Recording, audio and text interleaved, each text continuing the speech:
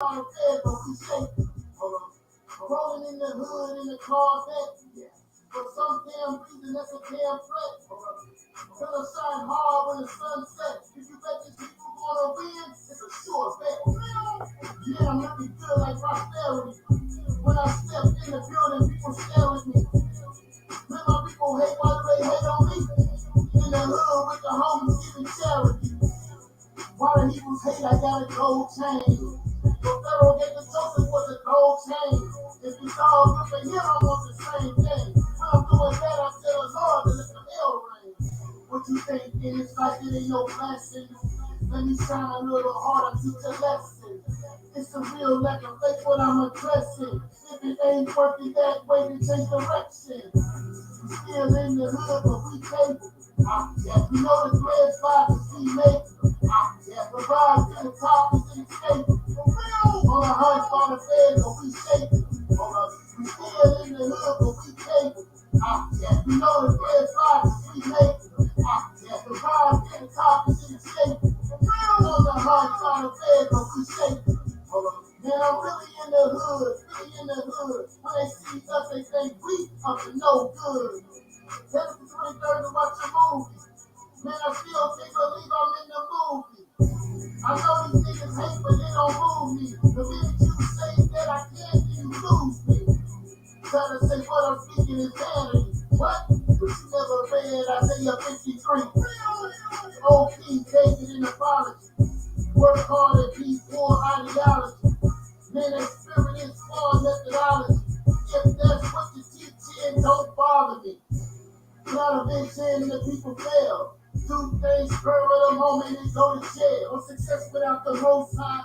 In the meantime, doing well. But ultimately, it's gonna fail. Still in the hood, but we capable. Yeah, we know the thread boxes we make them.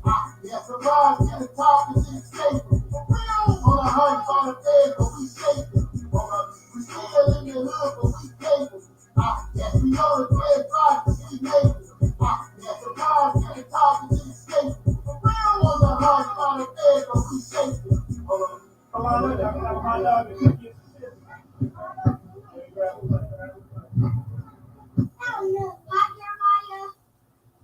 All right. All right, family. Yo, Source in the building. Right? Source in the building. Peace and blessings to you all, man. We appreciate you tuning in, man, for another powerful presentation, man, and a discussion. Right? Shout out to my brother Rodney, man, on the clubhouse, man. Shout out to those that are listening on the clubhouse. Powerful discussion sparked, I don't know, what was it, a couple days ago, maybe a week ago. Powerful discussion sparked about white supremacy and racism. And we had various views on the topic. And we want to examine those views. And we want to see if brothers' positions and views are backed with evidence. This is the source, man. This is what we do. Yo, man, shout out to the Source Debate League champion, Josh Shube, man, been holding the channel down. Been doing a lot of powerful work on the channel concerning DNA and the legitimacy of the claims that we are the children of Israel. So shout out to him. Shout out to James Purcell, Pro Rizzo, King Seth, General Yashar, who's in the building, right? Sister Diamond, right? LV, right? Shout out to LP, right? Like Paul, man, you know what I'm saying? Source in the building. We're doing our thing. We're going to continue to bring forth this information and look to challenge the minds and the spirits of our people, man, because it's important. Now, in these modern times, being so far removed from slavery,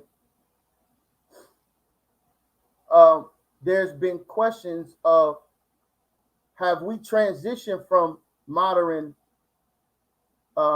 racism and transition into classism, which is a valid point and statement.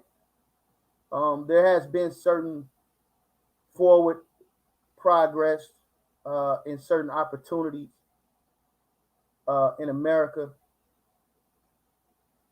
But does this classism outweigh racism?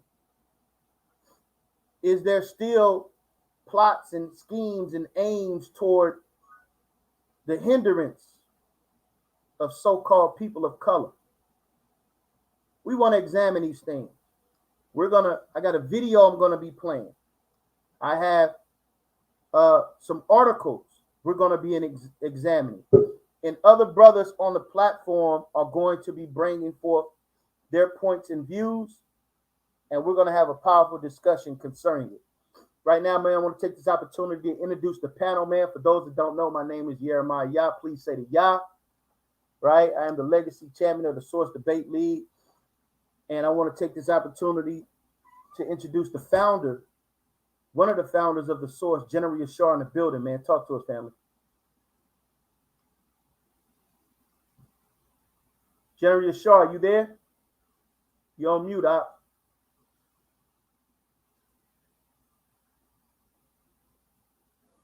I'm sure you're going to chime in when you get an opportunity. Shalom, family. Yo.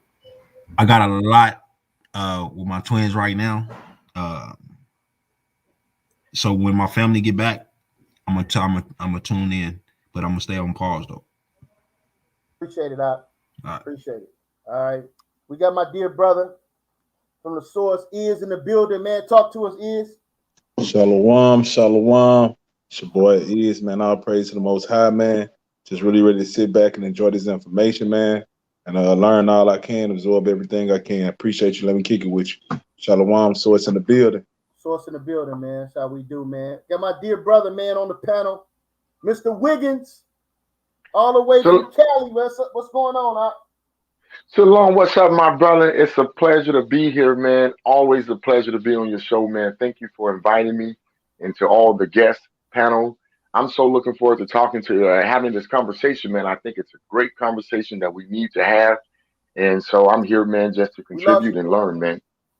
Yeah, no doubt, man. Appreciate you being here, man. Who is this? Tim, man. We got Tim in the building, man. What's going on? Hey, what's going on with y'all? Just glad to be on the show. Glad to be able to input. Looking forward to the information. That's right, man. That's right, man. We got Daweed in the building, man. What's going on, family?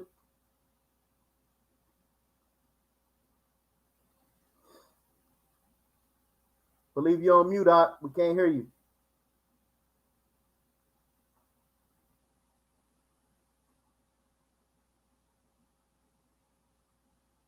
All right, man. Yeah, I think he just updating his profile. He'll be in here in 1 second. Shalom, man. Shalom. Yo, shalom, All right, man. So we got my brother who sparked this whole thing, the man who's responsible for it all. My brother Rodney, man. What's going on, brother? Hey, shalom, man. Shout out to the Source Debate League. Shout out to my boy Yashar Ya'ol. Hopefully he doing the family doing well. Appreciate everybody in the building. San Antonio, good to hear from you. Brother Yah, appreciate y'all, man. Brother Is. I appreciate y'all having me on this panel to have this discussion. So we hope to have a good edifying, information for the people. So this is what the Source Debate League is all about. That's right, man. That's right. So, everybody that's on Clubhouse, brother Rodney was having some complications getting on, but we're gonna make this thing happen, man, because we want to examine these things, man. We got somebody else trying to get in. Somebody invited this brother. Who is this? What's going on, brother? This is LeGrant. This is LeGrant, Anthony. Oh, what's going on, Mr. LeGrant? In the building. How y'all doing? What's going on, man? We're about to go across the room, man. I want to get everybody's thoughts, primarily to start off, just to kind of give the brothers and sisters an opportunity to know where everyone is kind of coming from and what their view is. I appreciate the panel, man, because this is a panel full of brothers that are studied, man. And I want to look at what we are facing as a people, right? And what kind of what defines the characteristics of our reality, right? So I'm gonna start with you, Mr. LeGrant. The title of this discussion is: Does white supremacy really exist, or is it only in the minds of the black man, woman, and child? What's your thoughts, Mr. LeGrant? Okay, hold on 1 second.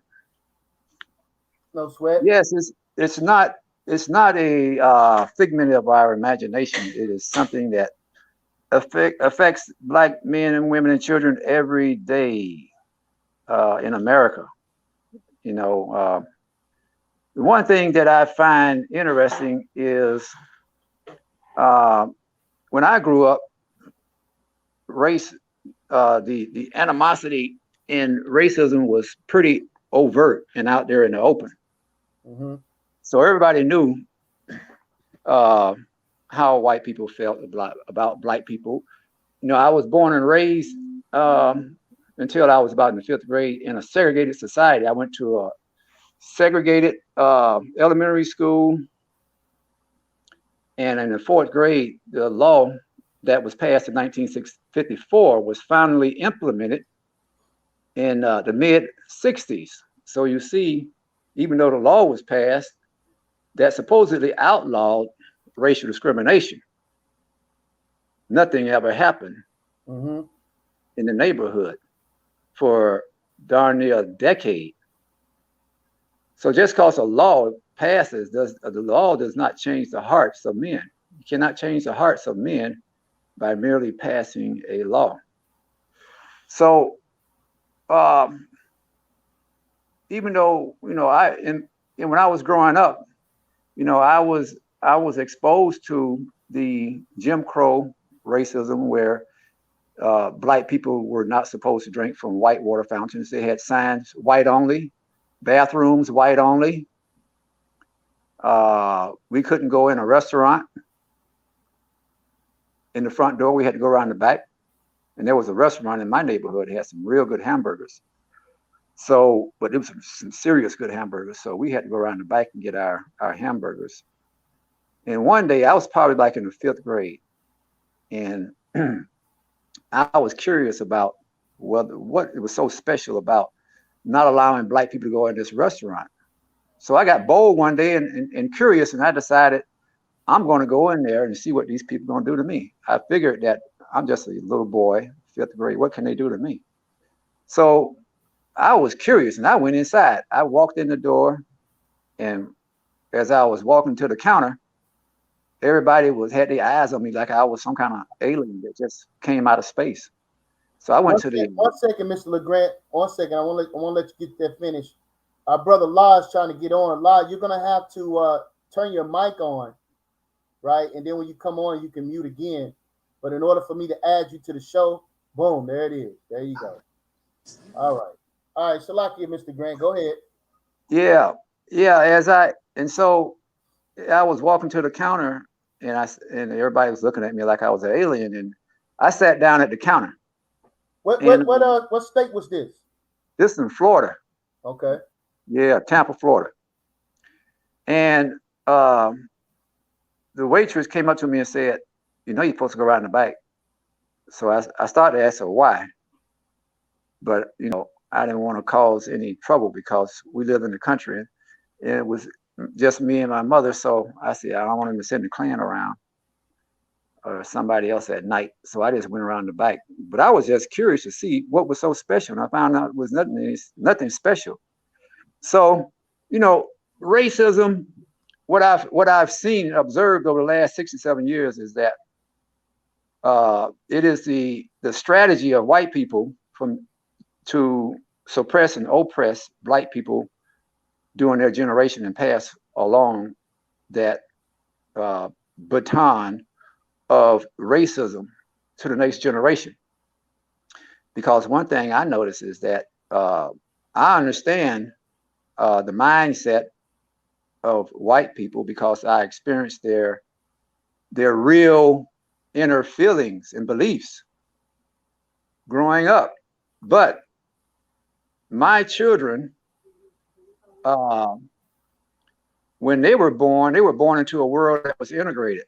So they were born into a world where overt racism did not exist. It did not rear its head. And so they went to school in an integrated society. And, because they were born into a system that hid its real inner feelings about race, they believe that racism is a thing of the past, is a historical uh, relic. Wow. And so people today are confounded because they have not experienced the real reality of racism. You see, this was my children, so it's not a long time ago. But because they have not been exposed to the overt, obvious racism as I was, they believe because they were born into this world where it's not politically correct to show your racism. They believe, they make friends with white children because they go to school with them and they live with them, and they smile and they become friends, but they don't really understand the existence and the effect of contemporary racism, as well as the holdover, the laws and the policies that have affected the black population over the years continues to have an effect on black people today. Right. Yeah, but I don't want to take up too much time. Yeah, no, we appreciate that, man, because I mean that's an eyewitness testimony of experience. You understand? Yeah. And the testimony, the portion, especially the portion about you having a particular experience and then your children not experiencing that, and then they have a particular view that's different from yours concerning racism. This is why we're having this discussion, Mr. LeGrant. You understand? Yeah, it's important. It's good to get along with everybody. And there are some white people that have good hearts. Right. But that does not negate the existence of racism, whether it is I agree. Because I'll tell you, I went to school at Iowa State University. And so, I don't mind naming names because it don't mean nothing to me. I'll give you some stories. I went to school at Iowa State University and I was a hall advisor, getting my master's degree. And so I had 10 resident assistants who were in charge of different, 10 different residential halls. But I was their supervisor as the hall advisor, the in-house administrator.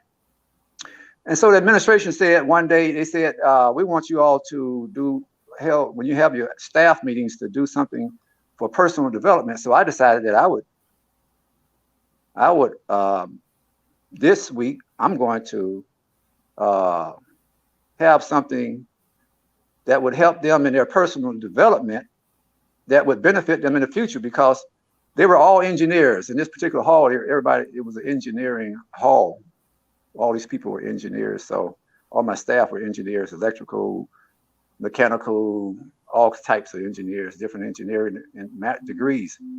So I said, what I'm going to do this staff meeting is have them explore their personal feelings about racism and race relations. So all of them were white. I was the only black guy. This is going to be a benefit to you all, because one day you're going to be put in leadership positions, and you're going to be exposed to different and a diversity of people from different races and cultures.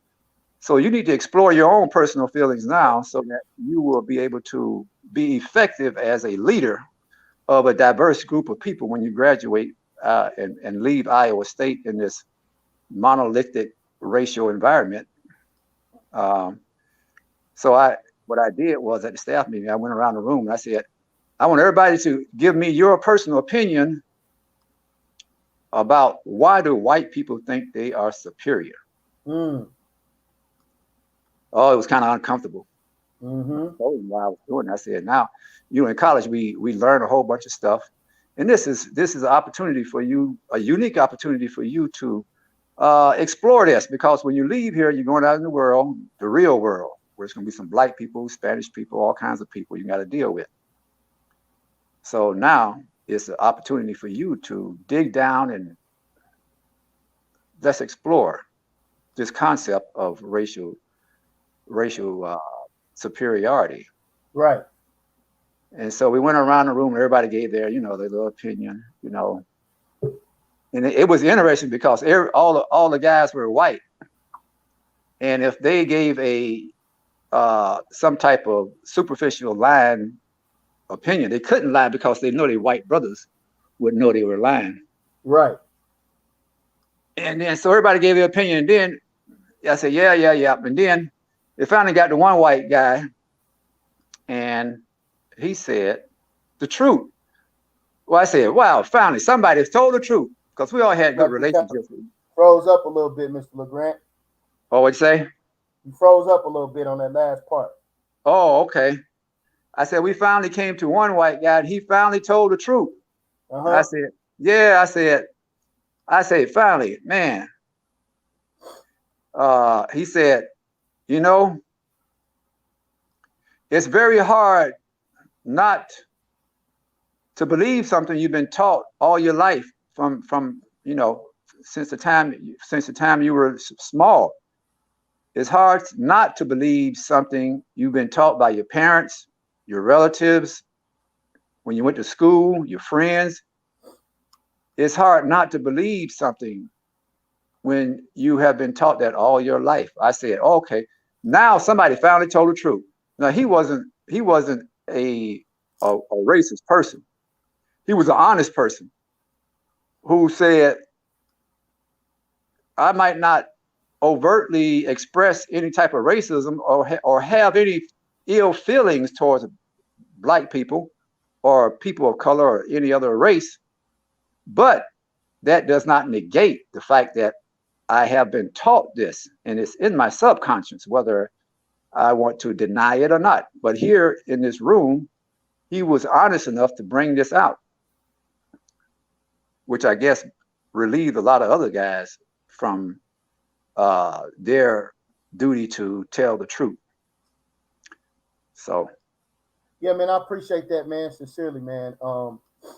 Listen, we're gonna go around the room. I want everyone to briefly give their thoughts and their stance, and because we got a lot of things to unpack. We're 23 minutes in, and we got a lot of things to unpack on this show, and I want brothers to have an opportunity to speak. You understand? So the thing is that James Cassell, shout out to James Cassell, the Source Debate League. James Cassell posed a great point. He says, is white supremacy and racism the same thing, right? According to my understanding, the research that I've done, you have racism, and then you have the application of that racism, which is white supremacy, which according to my understanding, is a system that is being applied upon other races. So I want to dive off into that. Before I do, Brother La, you there? You said law? Yeah. Yeah, I'm here, man. And talk to us, man. What's your stance on, does white supremacy really exist, or does it only exist in the minds of black men, women, and children? I believe it only exists in our minds, personally. I don't think the white race is supreme. I think we give them that status. They're not any more supreme than us. They aren't above us. They don't have any really authority over us that we don't give them. Yes, they have a higher status socially, politically, because of the climate that we live in. We live in their land, and they greatly outnumber us. So I mean, that's kind of expected. But to say they're supreme, no, I don't believe that notion is real outside of the black person's mind. Okay, great. We definitely gonna examine that. Brother Rodney, you're there. Go ahead and give me your stance. Yeah, brother.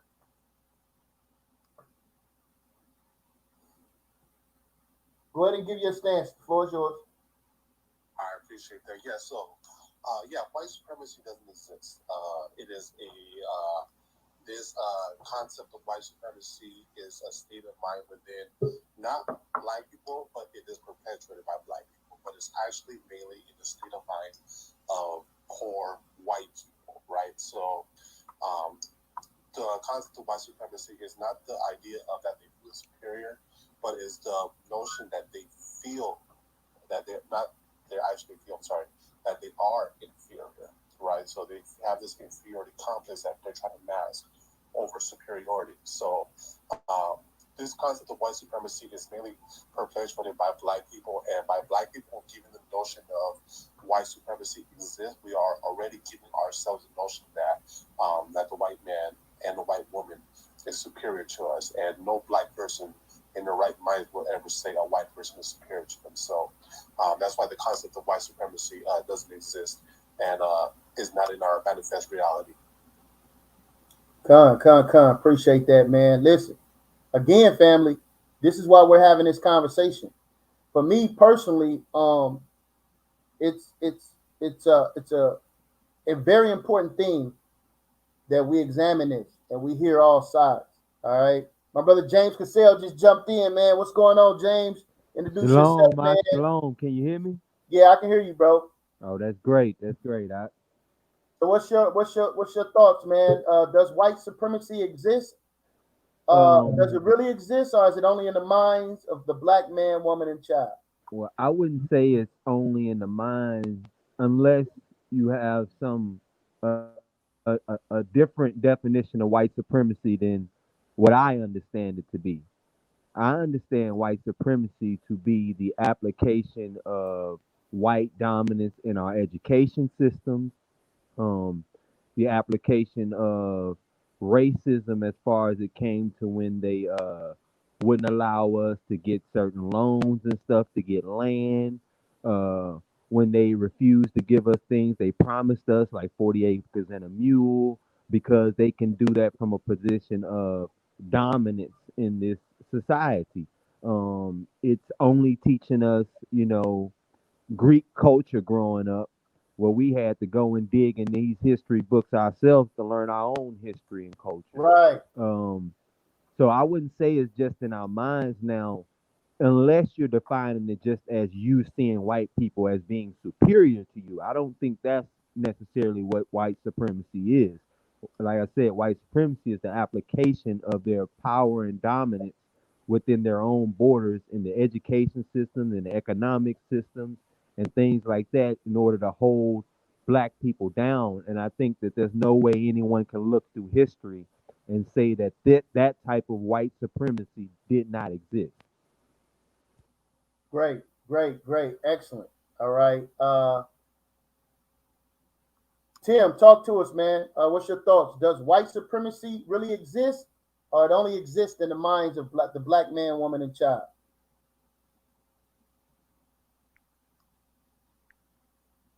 Brother Tim, you there?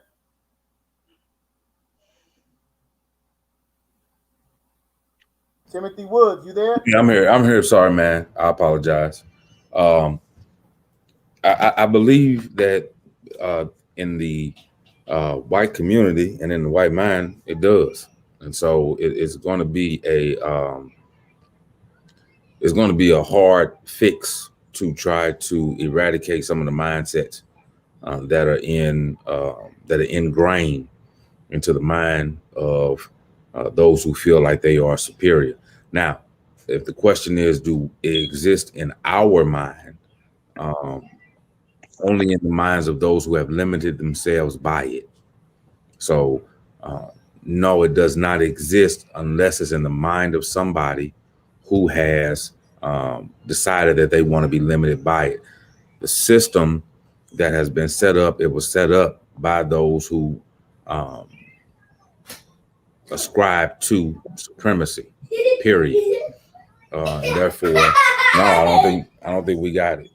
I don't think that we, as Black people, have to subscribe to it. But that's my stand on it. Okay, appreciate that, man. All right, are you there? Con. All right, man, talk to us, man. Does white supremacy exist? Really Uh, exist, or is it in the minds only in the minds of black man, woman, and child?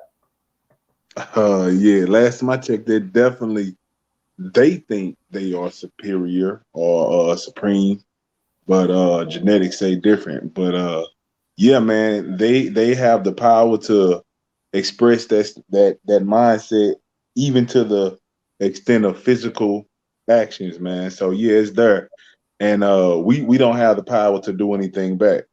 So how could we say that? A prime example would be Black Wall Street. Nobody went to jail. We don't have anybody arrested. We don't even know who the prime suspects is in a country where we got the CIA, FBI, and all these other entities can investigate any crime at any time down to a science, can find a needle in a haystack. But we can't find none of the culprits of that crime where thousands of our people died. And I would challenge anybody who's saying Powerful point. that Powerful point. that Wonderful fact point here, right? I live in Oklahoma. Black Wall Street is about 100 miles north in Tulsa. Your local busing system, when you go and catch the city bus in your cities, that was developed in Black Wall Street. Fun fact, right? So amidst amongst a multitude of other things that black people are responsible for, right?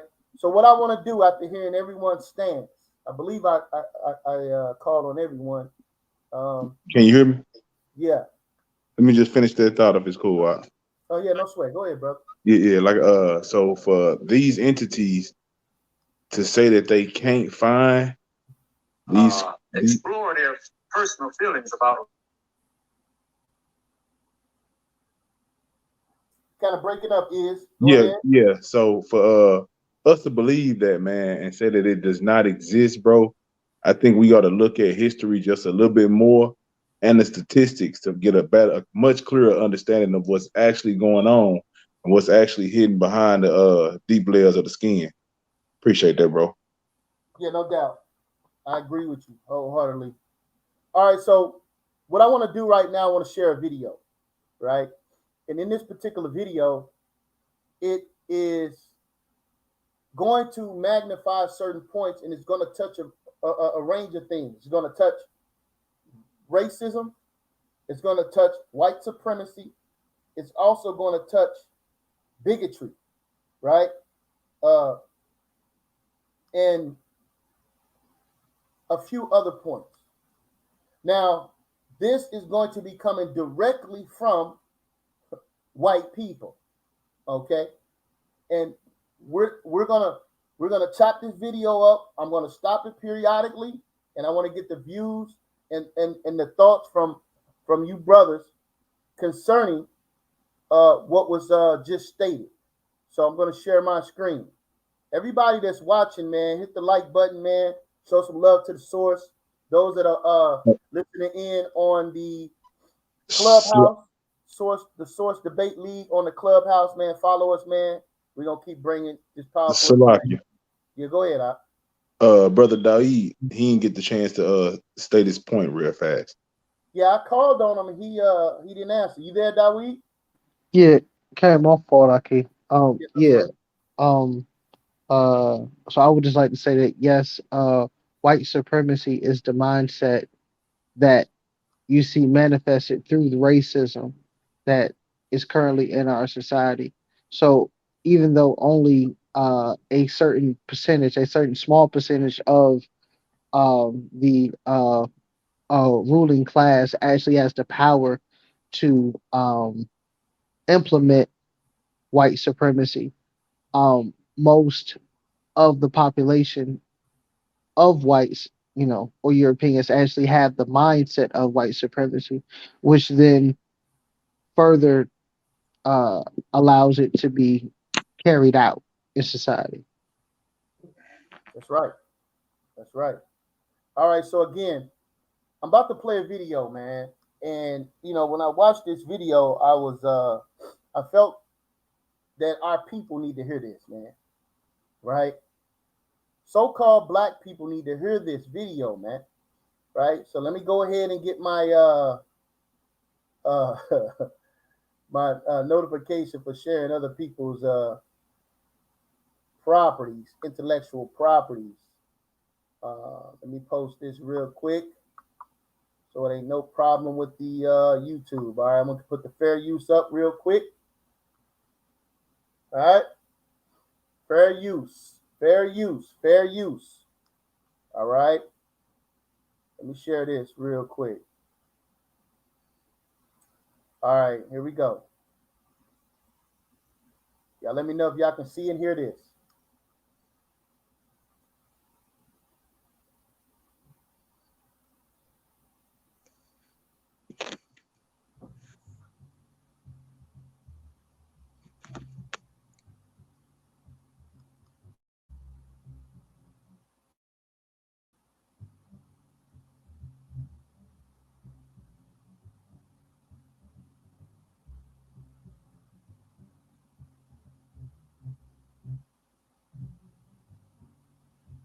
I don't have any trouble admitting that I'm a racist. I think it's absurd to try to fight with that. I grew up in this society. I was conditioned by it.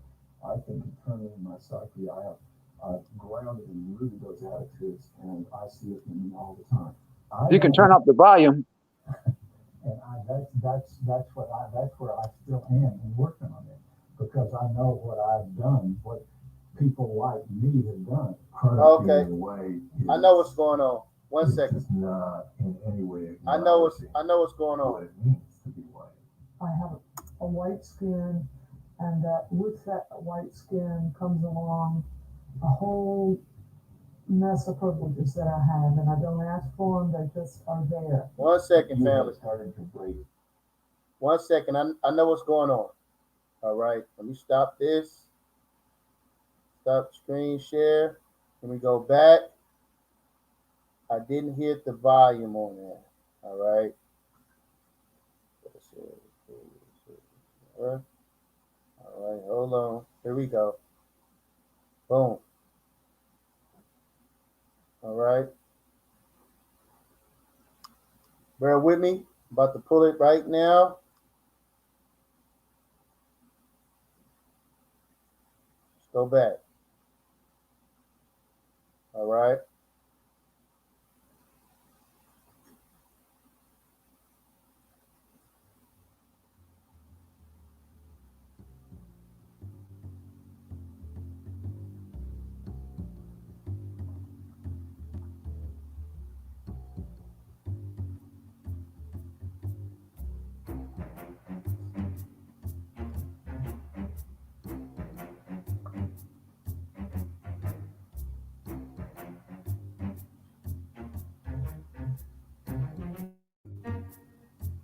I don't have any trouble admitting that I'm a racist. I think it's absurd to try to fight with that. I grew up in this society. I was conditioned by it. I think internally in my psyche, I've grounded and rooted those attitudes, and I see it in me all the time. I don't like being a white man. And that's where I still am and working on it, because I know what I've done, what people like me have done. Part of being white is just not in any way acknowledging what it means to be white. I have a white skin, and that with that white skin comes along a whole mess of privileges that I have, and I don't ask for them, they just are there. You have started to break the code of silence a little bit when you start talking about white people and you start talking about this stuff. And you find yourself suddenly find yourself suddenly all alone.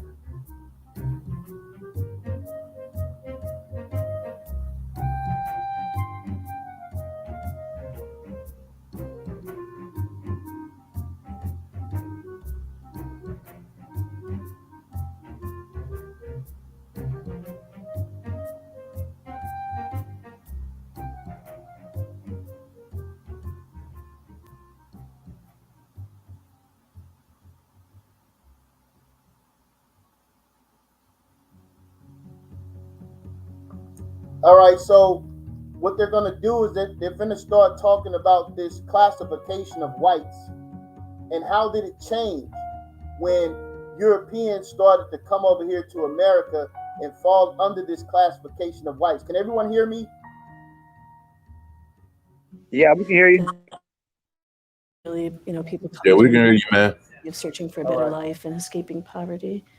Um, and it has often seemed to me that that also meant escaping their roots, where they came from, that there was a sort of a desire to separate from that and to become something different.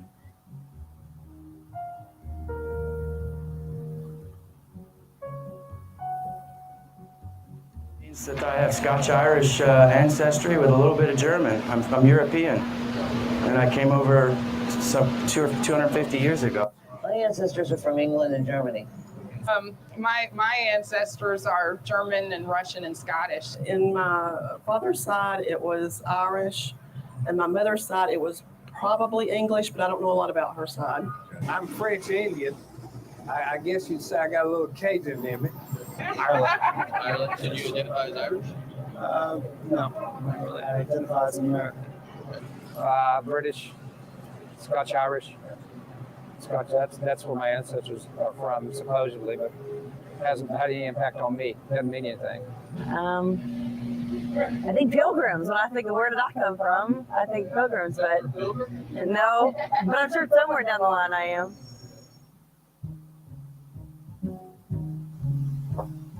Because they were Irish, there was a lot of oppression, because they immigrated over from Ireland. So I thought a lot about what that was like for them as Irish people, but I never thought about what it was like for them and when they became white. Watch this. When they became white, very important here. How did your ancestors turn into white people? Well, you can only be something if there's something else to negate it. So I guess we became white. I guess we're white because there's a bunch of other races to set us off. So how did English people and German people get turned into white people? Came to America. My assimilation by living, living in the U.S. It's just the smorgasbord, I have no idea. I honestly have no idea. Do you know how they got turned into British and Scottish people? How those people got turned into white people? No. Have you ever thought about that? I'm not a history buff. I think culture did that over time. It's like certain words that we use in our language are not our words, or other nations, other words that come from other languages. Yeah, how did the Irish get turned into white people? That's a good question. I think a lot of it was early assimilation in the United States, a lot of European ethnics coming over, assimilating for a variety of reasons. Primary one being a desire to elevate their socioeconomic status. So to get jobs, to find places to live, a lot of the Europeans altered their last names to sound more mainstream. A lot of them changed the clothing that they wore, the foods they ate. So there was some way call it assimilation. I think of it more as Anglo-conformity, conforming to this kind of dominant white culture.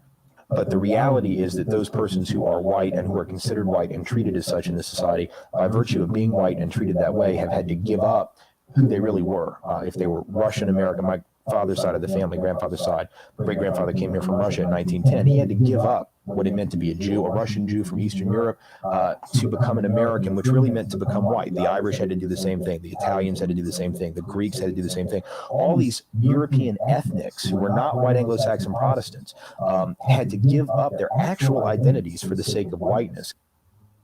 Now, the question would be, why in the hell would they do that? I really didn't think about being white, I'd say growing up, because mainly I think because I was part of the majority and I maybe wasn't forced to think about it.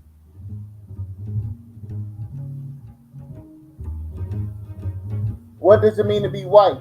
Now, they're going to go into a few things. We're going to talk here in a second. I don't think it means anything. It's just, some people might think it means better, but to me it doesn't mean anything but just the color of my skin, really. How often do you think about being white? Not very often. I really don't think about it a lot at all. Hardly ever. It's just me. Racially, do you see yourself as a white person? No, I see myself as a person. So do you ever think about being a white person? No. Probably not very often. Not really. Sometimes I got a lot of black friends. Sometimes we make jokes about it and everything, but Not really. It doesn't matter to me whether I'm white, pink, or purple, or black. I don't care. Depends on the social situation. Sometimes I'll be the only white person in the room when it's reversed, when the tables are sort of flipped. How do you identify racially? Do you see yourself as a white man? I think that everybody is equal in the eyes of the Lord. So you don't see yourself as a white person? Not as much as most people. I think when it's all said and done, we're equal, and definitely inside and outside. But I don't know if I ever considered myself white or thought about it. At one point, I'm sure I did, but I don't really have any recollection of when it was, which I think is a total reflection of whiteness, of never having to sort of contemplate why people treat you the way they do. To be white means to be a member of a dominant racial group in a society that I'd consider white supremacist. And to be white in a white supremacist society, not just a racist society, because that's almost too generic. To be white in a white supremacist society is to be able to have the luxury of oblivion, to be oblivious to the injustices, to be oblivious to racial privilege, to be oblivious, frankly, to one's own identity. So it is, in a sense, to be invisible to oneself. Well, I think to be white in this culture means to deny the reality of racism. And it means to deny the privilege that we have as whites. Most people who are whites don't want to accept that they are privileged because they are. Right. All right. So I'm gonna go back to the panel real quick. We're gonna come back to this video, but I want to come back and I want to cover a few points. Right. I want to cover a few points here. Now, one thing that we learned is that people that were coming over here to America, this idea of whiteness was something that was introduced to them, right? One of the key points is, which one of the last guys that spoke, was to live in a dominant society of white supremacy. So that guy acknowledged the fact that white supremacy exists. That's very important. He acknowledged that white supremacy actually exists. And to deny or to even take advantage of certain benefits of your whiteness, right, doesn't make your benefits disappear because you don't personally take advantage of it. I think that was very important. James Cassell, man, are you there? Yeah. What's your thoughts, man, on what we just heard? Well, we know that, white is a social construct that was made pretty much here in America, and really outside of America, it really don't exist. That people don't use that, I think that it's more or less of a dominant society thing. You know what I'm saying? As the dominant society, you want to appear to be the dominant society, and to all people who are within, your borders. You want them, you're going to talk about your history. You're not going to be so much emphasizing everybody else's history because you want that to be what's dominant.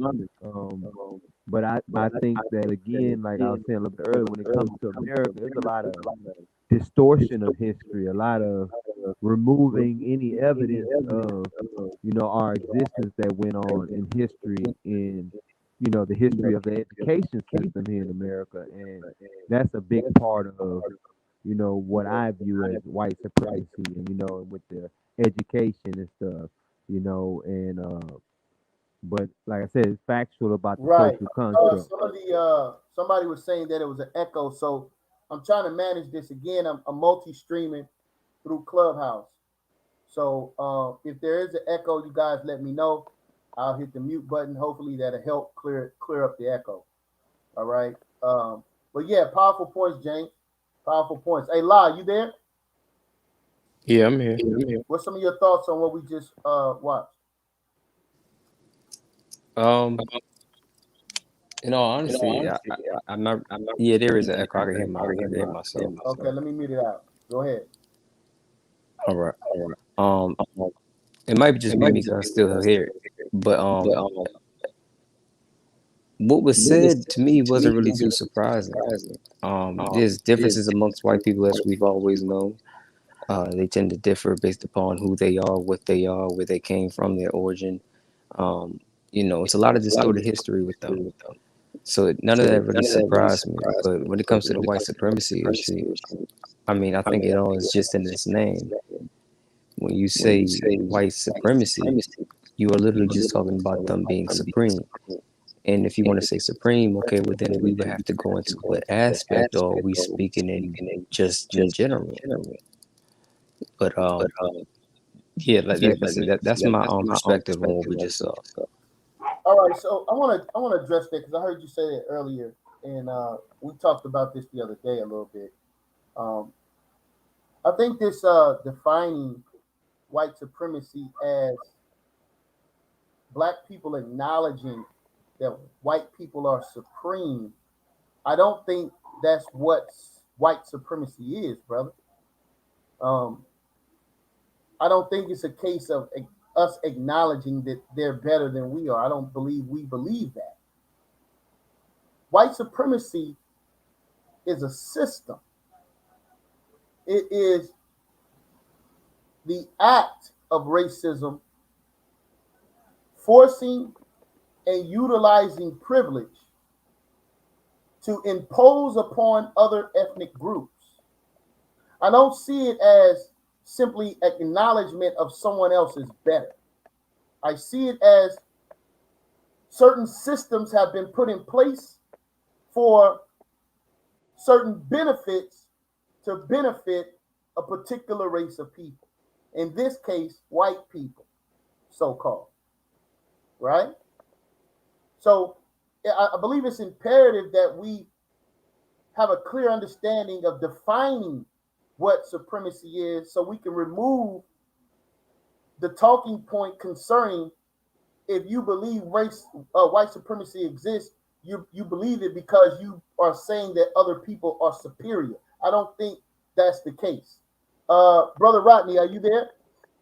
And La, I'm gonna let you respond as well. Matter of fact, go ahead, Okay. La, you respond, and then I'll let Rodney in. Yeah, well, I would ask, what's the definition of supremacy? If we can look at the definition of supremacy, I think that would really help. Or are we going to say because the word white has been attached to we got the echo again. All right, I'm gonna mute ears, and once I mute, let me know if that's better. All right. Slack again, La. Yeah, can y'all hear it? I still hear it. Yeah, that's still there.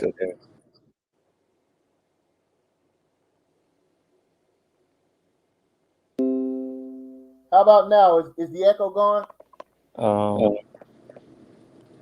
It's better. It's not gone. Okay. How's that sound to you? It's very light, but it's better, but it ain't gone like I said. All right, yeah, we got multiple streams going, so that's probably what you're hearing. But if it's better, go ahead, La. All right. Yeah, like I said, I would like to look at the definition of supremacy. And once we look at that definition and we see what supremacy means, um, I want to know, does it now change because the word white has now been attached? It's kind of similar to what we say about the word racism when we know the way it's constructed based upon the way it's used today. It doesn't make much sense. It shouldn't be a negative connotation to it. But as soon as everybody hears racism or racist, then everybody starts to lose their mind. But when we attach the same suffix to other things, we don't begin to say a violinist hates pianist or those who practice the art or the craft of using other instruments. You see what I'm saying?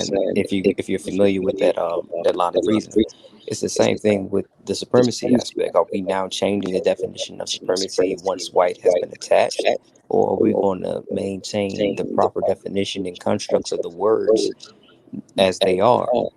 I understand what you mean by a system, and yeah, there is a system in play, but that's no different from any other nation or any other culture of people. Everybody will establish the system in their society or culture which is best for them. No different from us. If we were at a particular level in the black community that we could um, raise ourselves up to have our own political system and have all these different things and establish all these different things amongst ourselves, then that right there would be our own system, which I'm sure we would thrive in and would be fitted for us. And others may even view us as being privileged within that system because it caters to us. It's something that we invented for us. So this system was never created for us. So I can see why brothers feel slighted because maybe that was clearly the intention of it. It's not for our benefit, it's for theirs. So that's why I don't really get caught Right, up in that aspect. right. Rodney, are you there? Con, I'm here. Yeah, floor is yours. Con, appreciate that. So, I guess, again, when it comes to the concept of white supremacy and even what we heard in the video, it's literally inferiority mask behind superiority, right? So, I want to quote this book real quick. This is Beyond My Know Who She Is. The book called ISIS Papers by Dr. Frances Cresswell. Rest in peace to her, right? Yes, I have that book. Excellent book. Right. So, in her book, she writes here, in page 46, paragraph number 4. Historically, white males worldwide have suffered a deep sense of male inferiority and inequity because they represent a mutant, genetically recessive minority population that can be genetically annihilated by all non-white people, male and female. Right? So ultimately, this awareness and white collective produce high levels of masculine self-doubt, fear, anxiety, and self-alienation. These difficulties have been intensified by the awareness of the white reproductively is far lower than the natural reproductive of any white non-white population. So throughout her book, this sums up what white supremacy quote unquote is, right? It's not the concept that it is superior, inferior. So they need to develop this idea, which is really fear, but masked behind superiority for white people to stick together as a nation. Otherwise, they would be wiped out as a race. So white people know this. So this is the reason why this has been implemented within our society. It is not superiority. It is when the white people hire another white people, or when white people stick with each other, or when white people say something bigotry against black people. It is not superiority. It is actually inferiority, and white people know this very well. And again, this is mainly in the minds of poor and some middle class white people. Rich white people are way beyond the concept of race. This conversation that we're having is a concept that is mainly in the 19th and 20th century. Once you attain a certain level of power in a society or a class, race is far beyond a person's imagination anymore. All they care about is domination, regardless of what your race is, even if it is your own race. And Hitler will be a perfect example, right? So he's the one that says that we are the master race, but he's the one that occupied France and he invaded Poland and most parts of Europe, right? And a result of World War II, where 400,000 white people, mainly whites, died, right? So this is basically what white supremacy is summed up as. It is not superiority; it's actually masked behind what is really inferiority, and white people know this. So we continue to feed this concept that supremacy, we don't want to say whether that we're saying that they're better than us, right? It's that we think that white people think that they're superior is the problem. And that is not the case, especially according to this book, what I just quoted from. So I yield. Excellent, bro.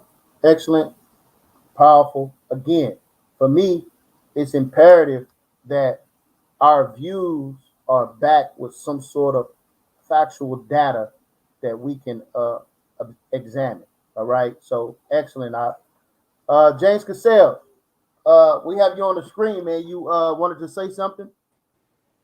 Oh, I was just saying that I don't think it's fair to boil concepts down to the words that's used to define the concept, like saying, oh, well, white supremacy has, well, white is for the white people, and supremacy means you You're mean kind of they're low, supreme. James. You're breaking up a little bit. Okay, can you hear me better now? Yes. All right. So I don't think it's fair to be like, oh, well, it's white, so that means for the white people, and supreme means they're, they're superior. No, that's not what's being defined there. Like the brother was saying, it's about the system that was put in place over generations to hold people back and to make them seem inferior through the education system, through economics, and other things that were done. Not us thinking that white people are superior to us in any way. We understand that we are in their society.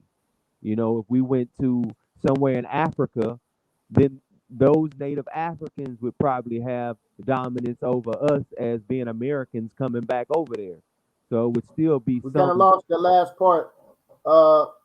People in Africa, go ahead. Oh, I was saying the people in Africa, if we went back to Africa, the native Africans would have dominance in their government over us Americans coming I over want you to there. get So that out, James. it's not about us thinking we superior or they're superior to us in any way. It's just about what actually happened in history that we can go back and identify and say, well, yes, this was done by racist white people in order to hold black people back. And no one can deny history. Right. Powerful points. Mr. LeGrand, are you there? Yes. What's your thoughts on some of the statements from the panel and also the video? Yes, those people were being honest about the existence of white supremacy and white privilege in America. We got to understand that white supremacy just didn't come about in the 19th century. You got to understand, was your last word. Oh, I say you got to understand that white supremacy didn't begin as a 19th century concept. White supremacy is basically the ability of one race of people to dominate and subjugate all other races based on their political, economic, religious, social, and military force. And we got to understand that this idea of white supremacy actually began when Alexander the Greek conquered the world. They divided the world into black and white. And then the Romans conquered Alexander the Greek and the Greeks. And they implemented a system based on skin color, whereby the world was divided into two groups, white and black. And white people have been able to understand and remain united as a one united race of people. And they've controlled the world ever since that time based on skin color. Then you see the Moors conquered white people for almost 800 years. But when they regained control of the world, they remain united based on skin color. And we see that they divided Africa as one united group of people. That's why they control Africa today, because they maintain their subjugation of black people because they understand they can only stay in power if they're united. That's why you have the Right. united, the European alliance. So don't get confused. There are some white people that don't believe in the injustice of white privilege and subjugation of black people, but those people are not the ones in control. There is a higher echelon of white people that control the world, and they've made white people believe that their skin color is something that separates them from black people, although that's just a ideology, but it's made into a reality where white people have certain privileges that they're not going to give up their control over the world and their countries. And they do this because they understand that they can only control the world if they remain united as a group of people. That's right. That's right. And so La, I want to take a look at a few things real quick. There was an article that was published in 2018.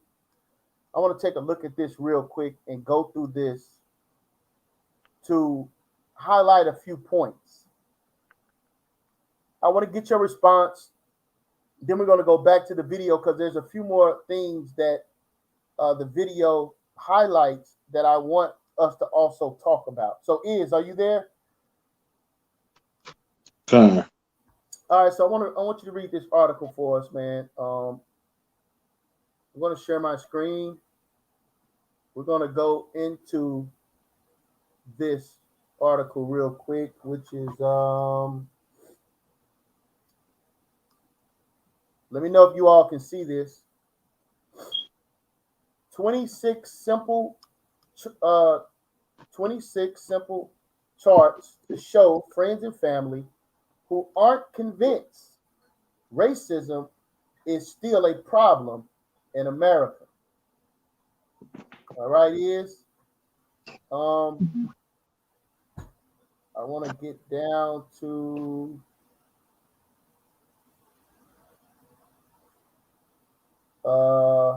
let's start at the United States. Now, do I want that? Nah, hold on. Let's start.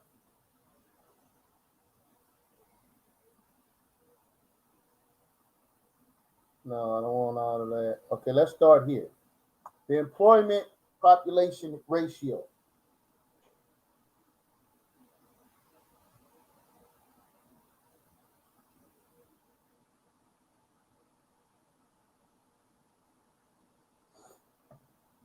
I can't hear you. If you are reading? The employment population ratio measures the share of a demographic group that has a job, and it's been lower for black people for years. Right. Scroll up for me. It says the employment population ratio for black Americans has historically tended to fall quite a bit lower than for whites or Latinos. Since the coronavirus pandemic and subsequent lockdowns across the country triggered a recession starting in March, employment for all racial groups has fallen dramatically, and fewer than half of all black Americans had a job in April and May. Right. All right, that's one point. Let's move on. The unemployment rate has also spiked for all racial groups in the U.S. during the coronavirus pandemic and is especially high for Black Americans. Just as Black employment has historically been lower than for whites, the unemployment rate among Black Americans been higher. While unemployment was slightly lower for white and Latino Americans in May, after a surprisingly good jobs report, the rate continued to tick up for black workers. Right. So we're looking at employment, right?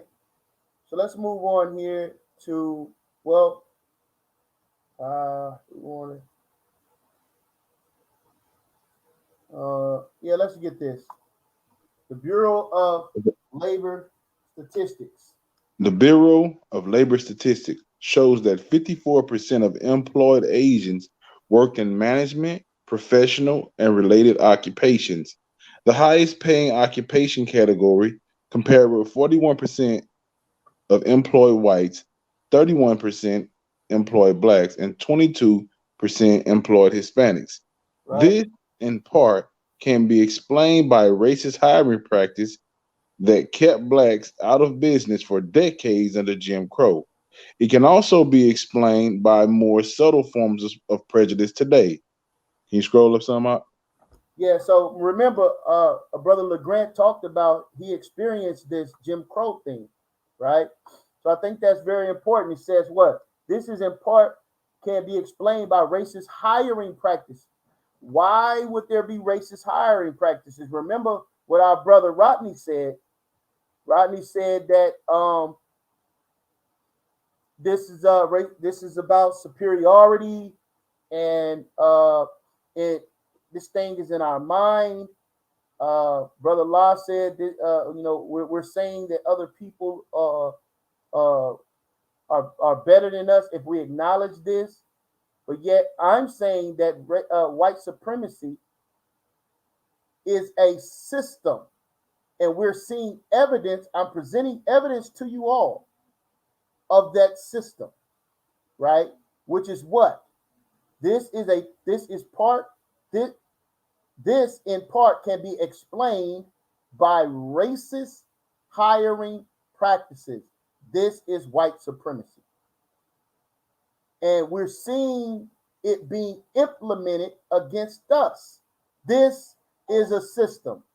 Read on from Harvard University. One Harvard University study found that when blacks and Asians whitened their resumes, for example, used American or white sounding names, they got more callbacks for corporate interviews. 25% of blacks. Did you want to pause and say something on that? I want to let you finish, and then I'll say something. Kind. One Harvard University study found that when blacks and Asians whitened their resumes, for example, used American or white sounding names, they got more callbacks for corporate interviews. 25% of black candidates received callbacks from their white resumes, while only 10% got back when they left ethnic details on their resume.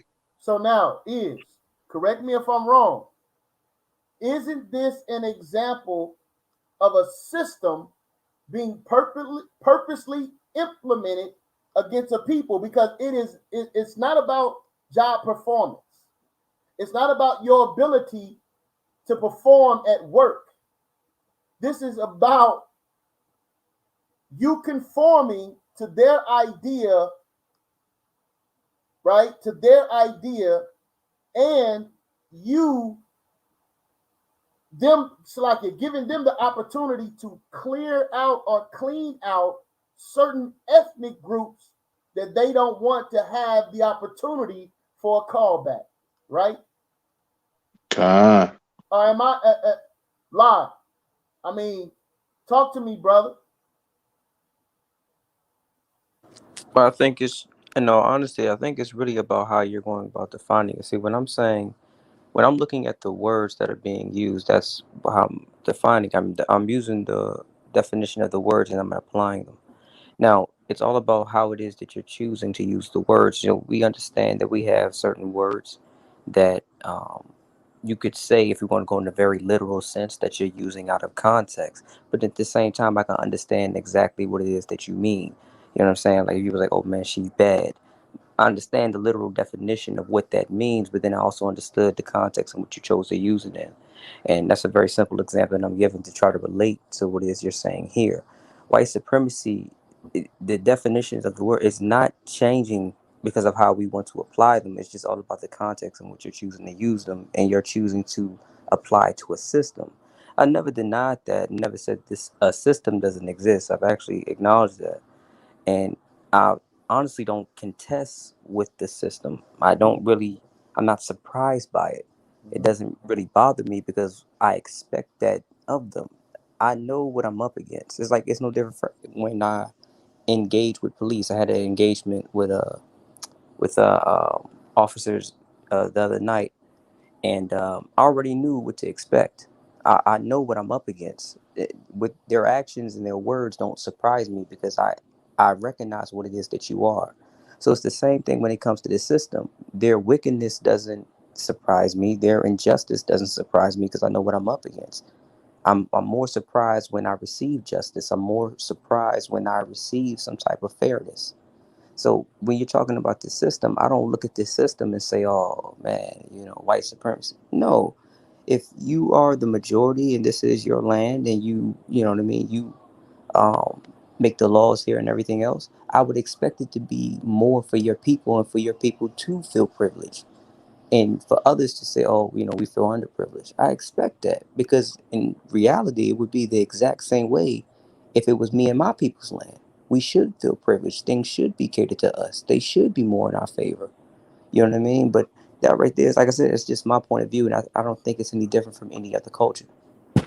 So let me ask you respectfully, um, with you clearly stating you understand my premise here, what would you classify this particular behavior when we read that there are racist hiring practices, and a part of those racist hiring practices are based upon our ability to assimilate in a culture in which they define, right?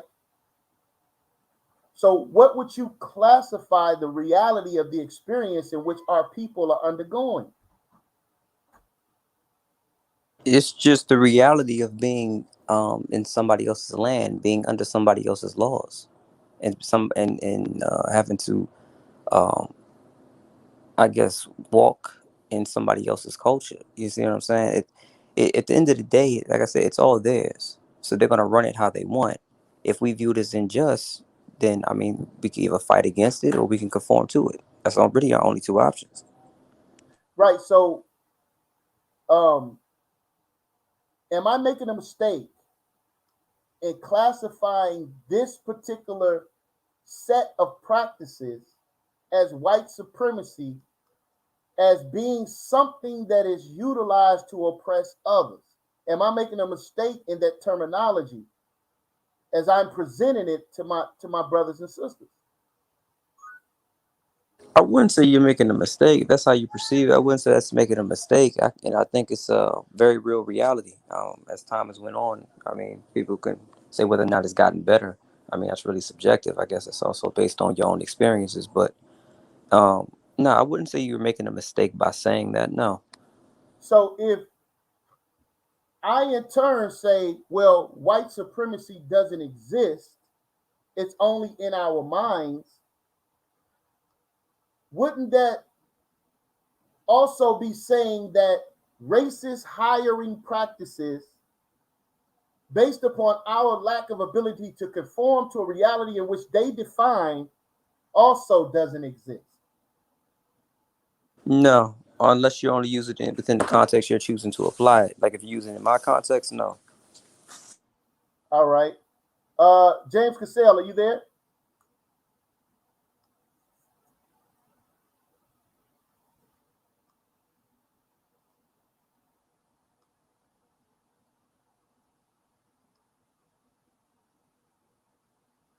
James Cassell. Let me see if he's still with us. Okay. Mr. LeGrant. Yeah, yep, I'm here.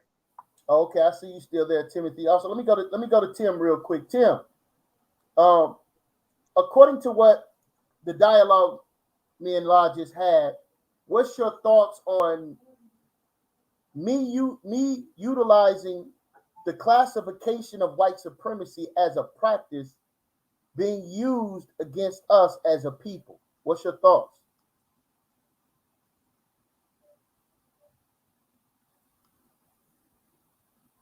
Tim, are you there? You're on mute.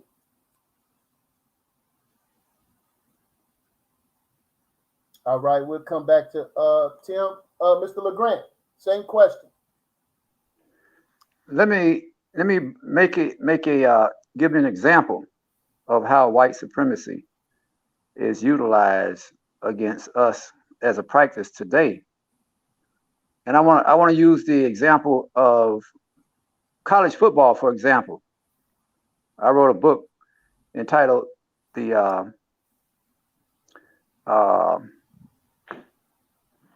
what's the name of my book? It talks about how college football was used or misused to exploit the HBCU programs. You know, before 1964, doing legal segregation, all black colleges played against all black colleges, and all white colleges played against all white colleges. However, only the predominantly white colleges were allowed to play on TV, and only the white colleges were rated as the top 20 teams in the country, and only the white players received the Heisman Trophy, and only the white colleges got the television revenues because they were ranked the top 20 teams in the country. However, the fact of it, the truth of the matter is, the HBCUs were the top 20 teams in the country. But because of legal racism, institutional racism, and laws, those black colleges were not allowed to receive the high esteem and college rankings that would make them the top 20 teams in the country and receive the revenues, television revenues that they deserved. However, after 1964, when the law was changed, legal discrimination was no longer allowed. A condition exists from that point on that was a threat to the existence of predominantly white football teams. They were now going to face the possibility of playing these superior all black colleges. And if they did, it would devastate their positions and their money they made from the television revenues. So what did they do? They didn't play the HBCU football teams. What they did was convince the black college coaches to come over to their teams and join their teams, and they convinced the top black blue chip football players to leave the HBCUs and come play for the white colleges. And what did that do? That destroyed the black college football programs. And now when we look at television today, what do we see? We see, now before I say that, it was projected during legal segregation. The predominantly white colleges said that these black colleges were inferior and they could not play against these superior white colleges. That was the narrative that was put out there on the mass media. However, after 1964, we see these white colleges in a state of extreme anxiety, because not only would they lose their reputation as being the superior white colleges, they would be embarrassed if they played these HBCUs, because the score would be 100-0 at halftime, and they would lose their revenues. So what did they do? They integrated the white colleges, and they had to swallow their crow in order to maintain their supremacy, their perceived supremacy. They took all the black blue chip football players and brought them over to their teams, and some black coaches. And now when we look at TV today, we see the top 20 teams in the country are still predominantly white. but the players on the field are all black. And what we have is the perpetuation of white supremacy being promoted not only by the black players, but by the black audience. That's why I don't like looking at college football today, even though I played college football at Iowa State. Wow. That's very interesting, man. That's very interesting. Because if my dear brother La, what would you classify and how do you feel about our brother LeGrant classifying that experience as white supremacy? What's your thoughts? Did you ask me that? Yeah. You just say that one more time. I only caught the tail end of that. Yeah, Salakia. What I was saying was, how do you feel about Brother LeGrant classifying that particular experience as white supremacy? And would you agree or disagree with that classification? Well, I disagree with using that. Like, once again, the words that you're choosing to define it, I disagree with that. But definitely can acknowledge it being, authentic, in the system that's in play to support what he just expressed. Yeah. But I still don't agree with the phraseology, as I heard somebody say before, the phraseology that we're attempting to use. Good. Okay, so if we want to express this particular experience to our people, what classification would you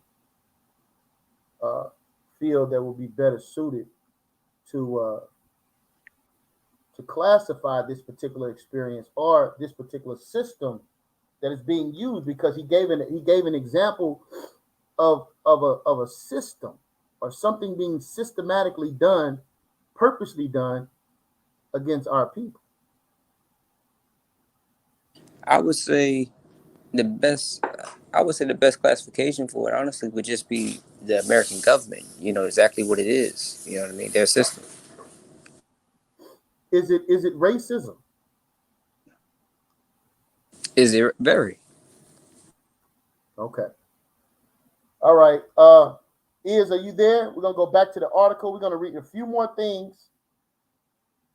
Then we're gonna go back to the video, and I have another article I want to share. So everyone that is tuning in, I appreciate it, man. Hit the like and subscribe to our channels. Y'all World 777, Source Debate League, Genesis 49ers, as we continue to try to bring you more powerful discussions, because these things have to be defined. If I'm in a discussion with a brother, and I had this discussion the other day, La. I was talking with our brother Pro Rizzo and another brother, and they were saying the same thing, but they were using different terminology. So I'm with you. I believe it is very important that we define and use proper terminology to identify these experiences so we can cut down on the confusion when it comes to us communicating with one another.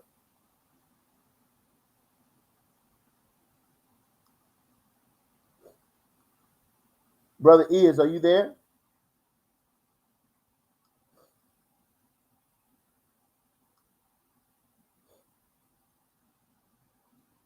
Brother are you there? You're on mute, bro.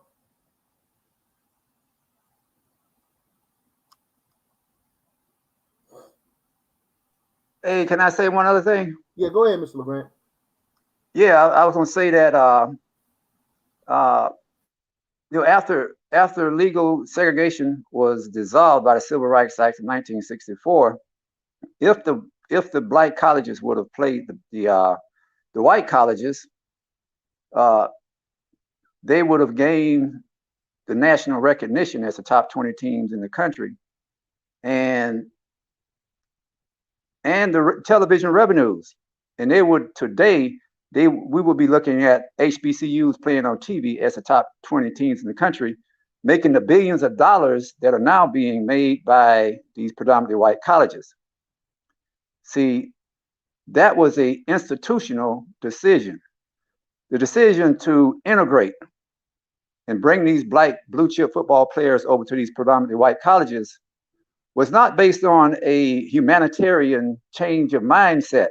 It was based on the a economic benefit and the perpetuation of white supremacy, that the white colleges were the predominantly the powerhouses in football, because it was not the players that would make the money, it was the institutions. So the integration of black football players was merely a pretext, because the colleges did not want to integrate and bring over students, non-athletic students, into their predominantly white colleges. They were against that, but they were all for bringing over these black blue chip football players who could make them billions of dollars and perpetuate the false ideology that these predominantly white colleges were the predominantly powerhouses in football. Right. Right. All right. Iz, are you there? All right, we'll come back to Iz in just a second. Let's get a little bit more of this video here.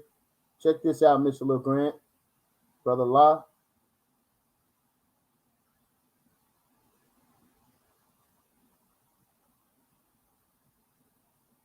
Because they know that at a deep level, even though they haven't even, some of them may not have ever talked about it with anybody or ever expressed it, they do know that they get a benefit from being white.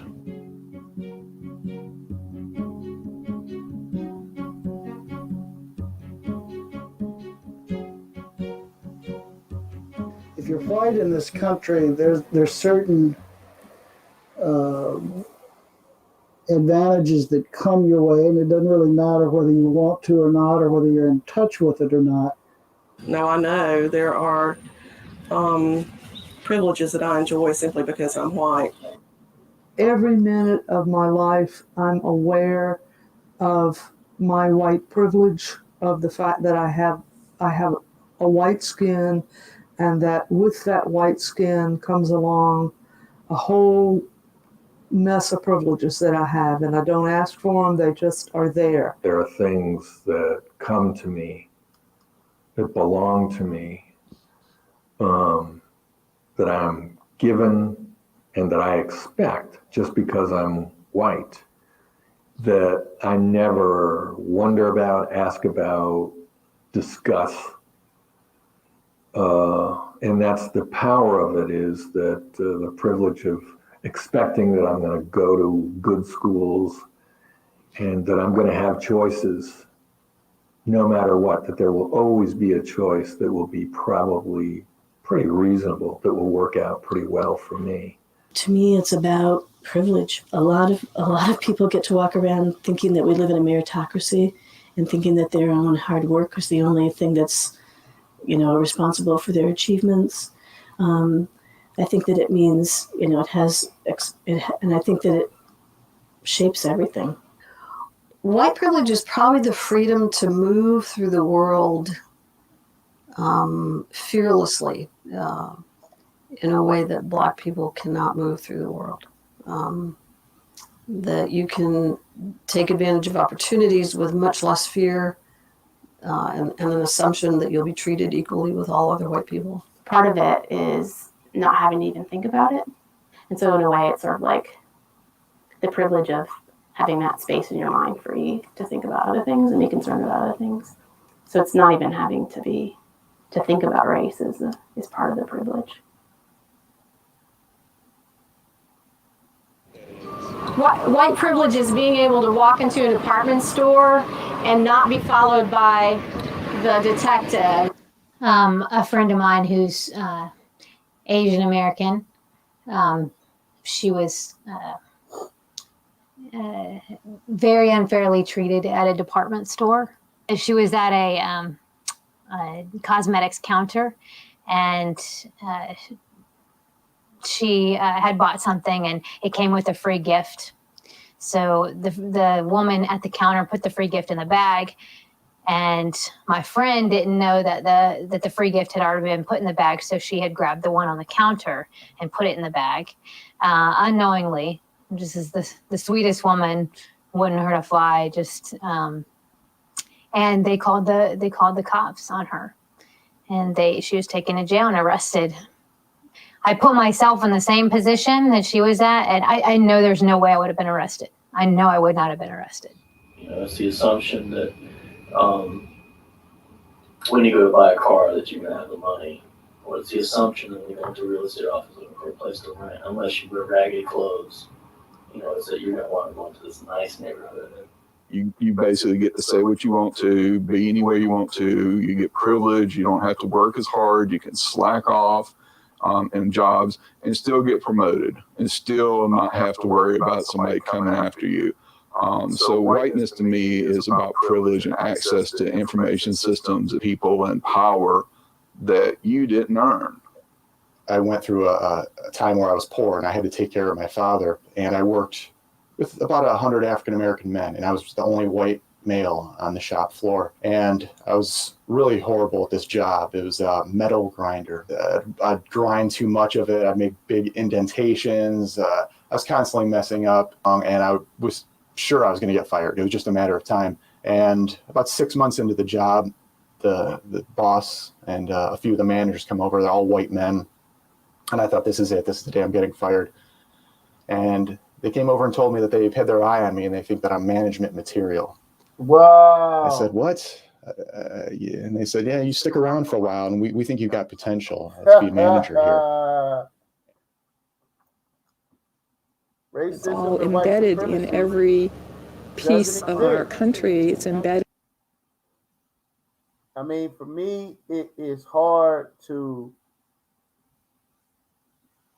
not understand this. And this is coming from personal experiences of so-called white people speaking about the benefits of being white, knowing that this is a total made up classification, and it defines the reality in which we find ourselves in as a people. So, you know, for me, I define supremacy, white supremacy, as a system which affords these people this type of experience. And it's hard to try to quantify because Mr. LeGrant spoke earlier about some of his children defining racism, white supremacy as differently as he defines it based upon their experience, knowing that he had a greater hardship when he had his life experiences, you know, at an older time frame, closer to the time of segregation.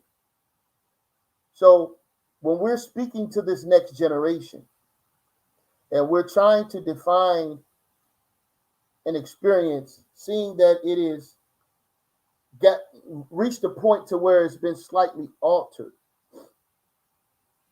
what is it that clicks in our minds to say that racism is over, or white supremacy doesn't exist, or the idea that a particular created system which actually affords you a certain type of experience based upon being a second-class citizen in America. I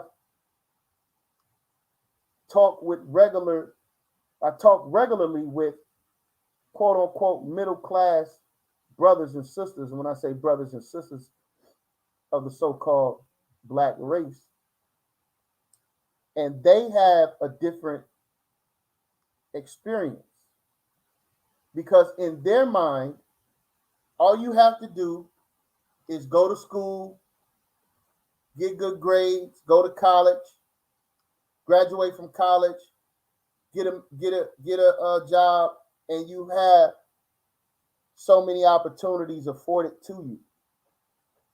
Mm-hmm. Then you have others that want to take those steps, but along the way they're experiencing certain stumbling blocks, right? Which are created, Mr. LeGrand.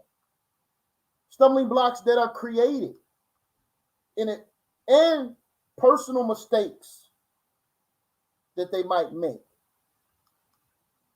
And it creates this classism idea that the brother Rodney was speaking about earlier,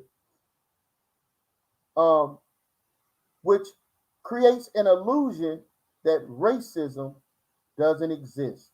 What would be your response to that, Mr. LeGrand?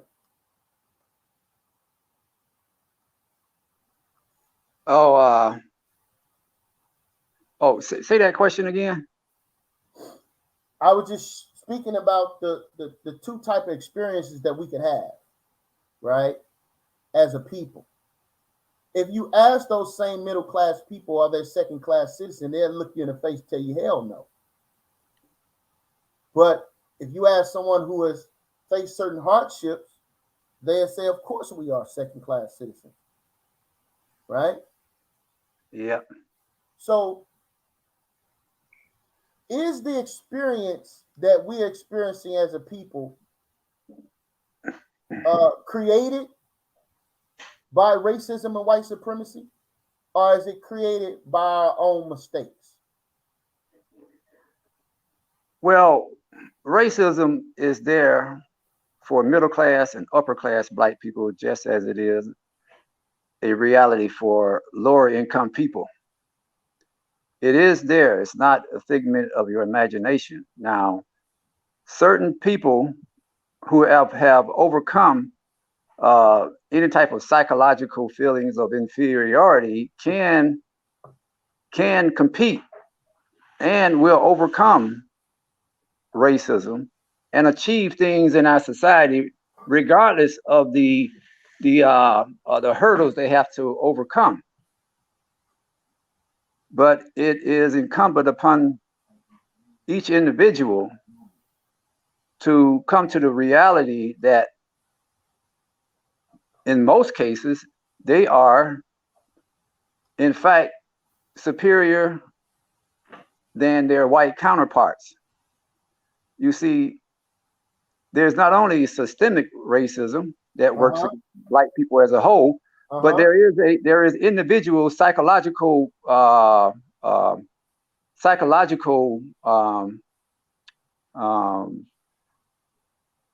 setbacks that black people face when they are told that they are inferior. Just like white people believe that they're superior, been told that they're superior because of their skin color, black people who have never interacted with white people may believe that they're inferior. But when they start going to school with these people and they start surpassing their white counterparts, they see that this narrative of white superiority is merely a fallacy, because they have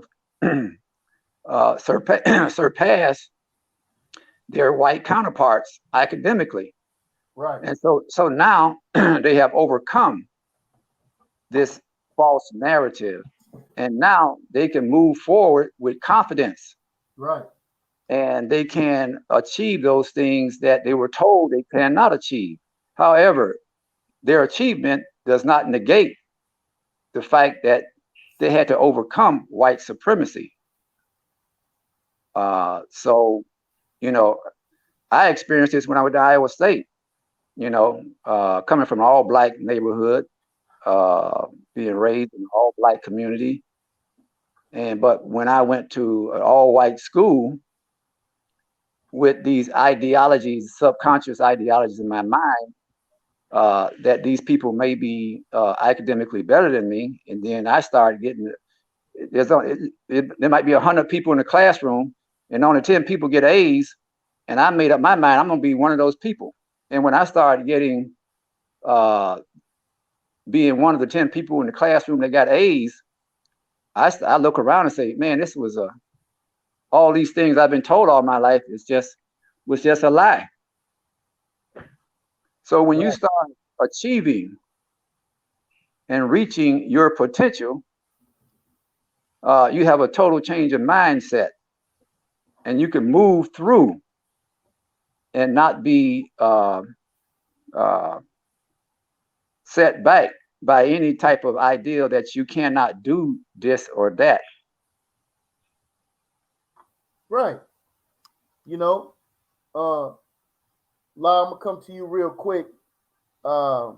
Based on what we just watched in the video and some of the statements that was just made, I believe we're coming to at least closer to an agreement and understanding on this particular experience, which you've already acknowledged that exists, and you know, in your mind and in your spirit, you acknowledge that, you know, dealing with police and dealing with certain experiences that you've experienced in your life,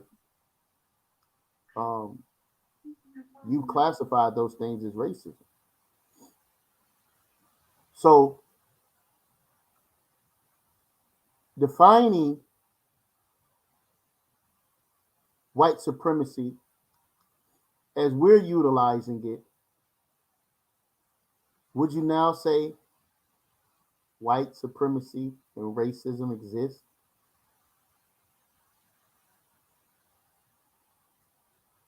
Say, but I now say what? White supremacy exists. In your context, yes. In your context, yes. La, come on, brother. Come on, man. Nah, man, I do not identify. I almost With had white you, brother. supremacy. You had to think about it for Nah, a second. I nah. almost had you, brother. Nah, it's through your context. Like, I completely understand the context. So what now that we have context to it, and I Right. see how you're applying it, all of that completely makes sense because it's all true. It's just the phrase that you're using. I Uh-huh. don't agree with. But yeah, everything you've said has really been true for the most part. In regards to the system and how it and LeGrand stories, all of this stuff is true. These are true statements, and it can definitely be seen as oppression and deemed unfair, and you know the system's clearly biased and whites are privileged. All of these things are very clear, all of it. You know, I think it's immediately apparent to anybody, whether you're white or black. You can acknowledge this in past time and in modern time. Yeah. Yeah. Okay. Are you there? All right, man. You got any thoughts on what we've experienced so far before we go back to the article?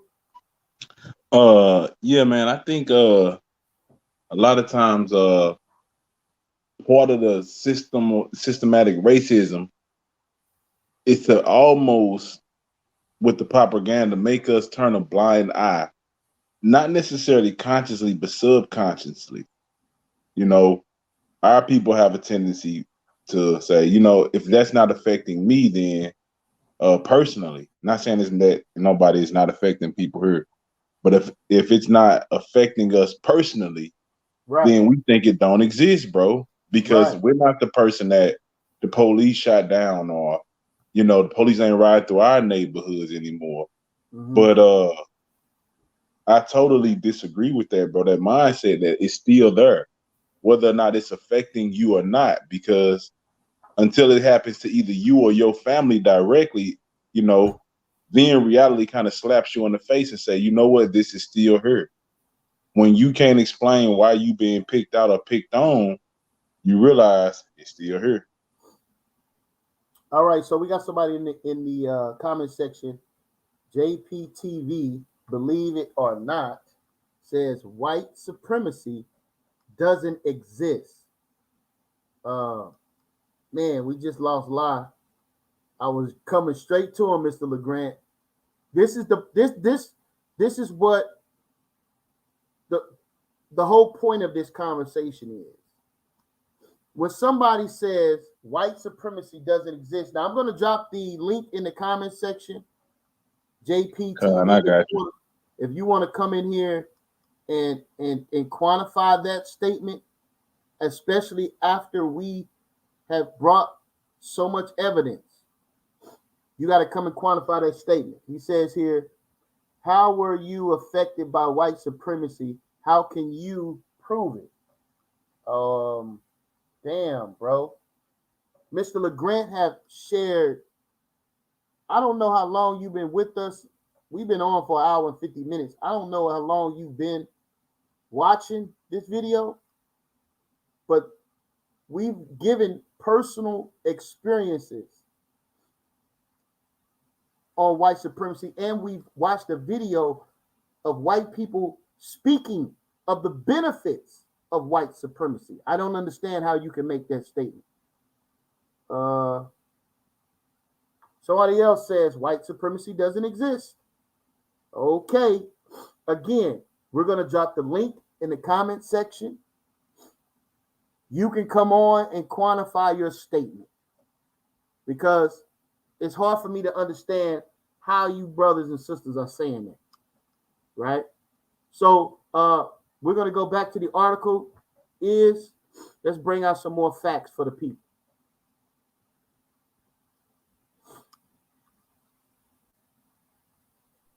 Can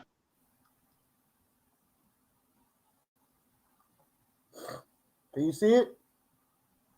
You want me to start at this in part? No, we've already read that, but you can read it again. Going into Harvard University studies. Go ahead. This in part can be explained by racist hiring practices that kept blacks out of business for decades under Jim Crow.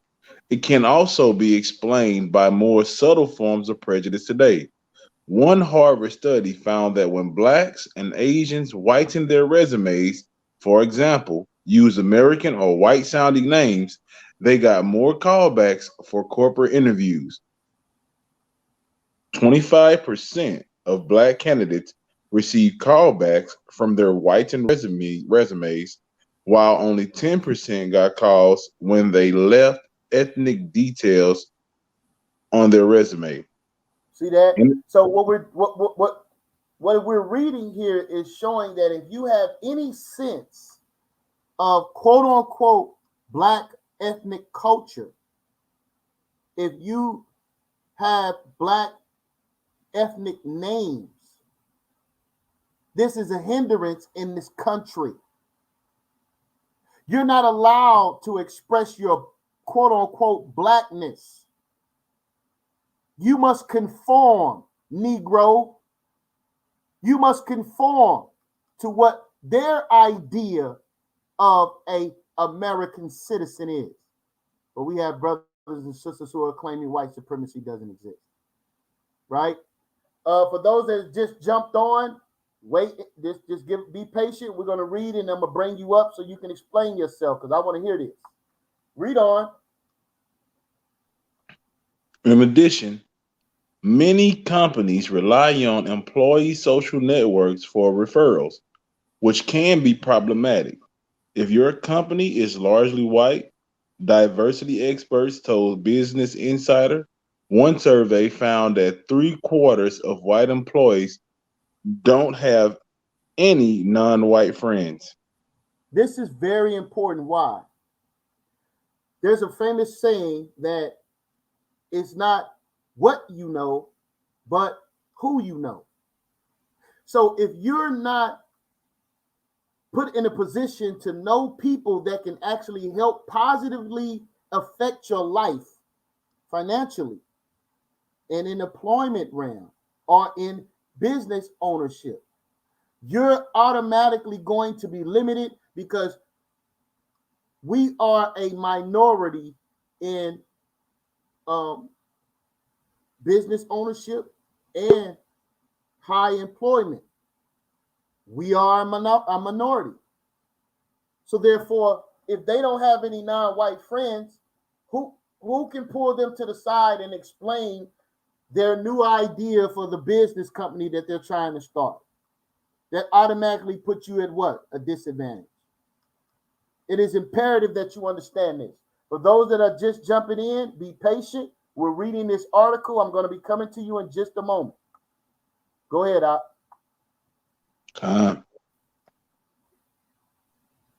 People of color, and especially Black Americans, are severely underrepresented at the top of the corporate hierarchy. See that? That's my point, right? CEOs by race and ethnicity, right? Let's move on here.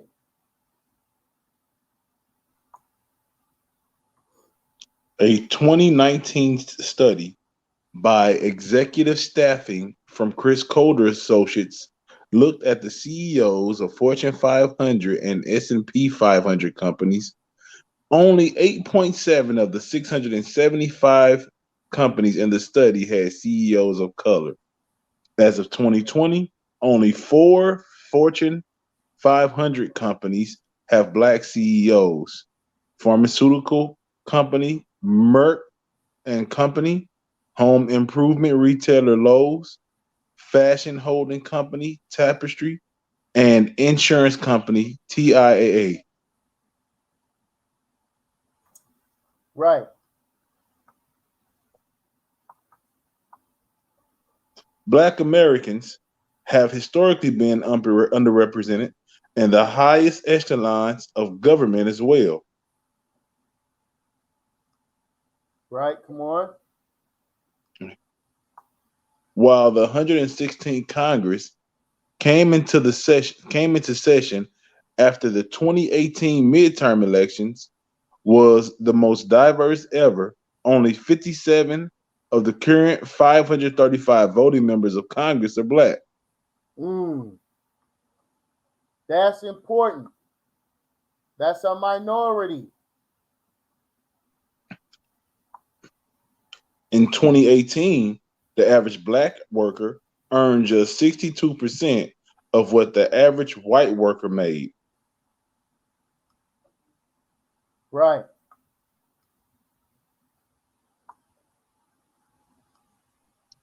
There's a similar disparity at the household level. Lower income families that mean that the poverty rate for Black families is over twice that of white families. Right, but it's all in our minds, brother. It's all in our minds. Go ahead. I can't argue with the numbers. The aggregate wealth white households has historically far outstripped that held by the Black community. And while it has increased for white people since the 1980s, it remains stagnant for Black people. Well, man, look, let's see what the people has to say here, man. Let's see what the family has to say here. All right. We have JPTV. We're gonna bring you on, brother. We're gonna bring you on, brother. What's happening? Yo, man, look. Look. Talk to us. Man, I appreciate the invite. First of all, just let me say I appreciate the invite. So I'm scrolling through YouTube and I seen an interesting topic, very eye-catching.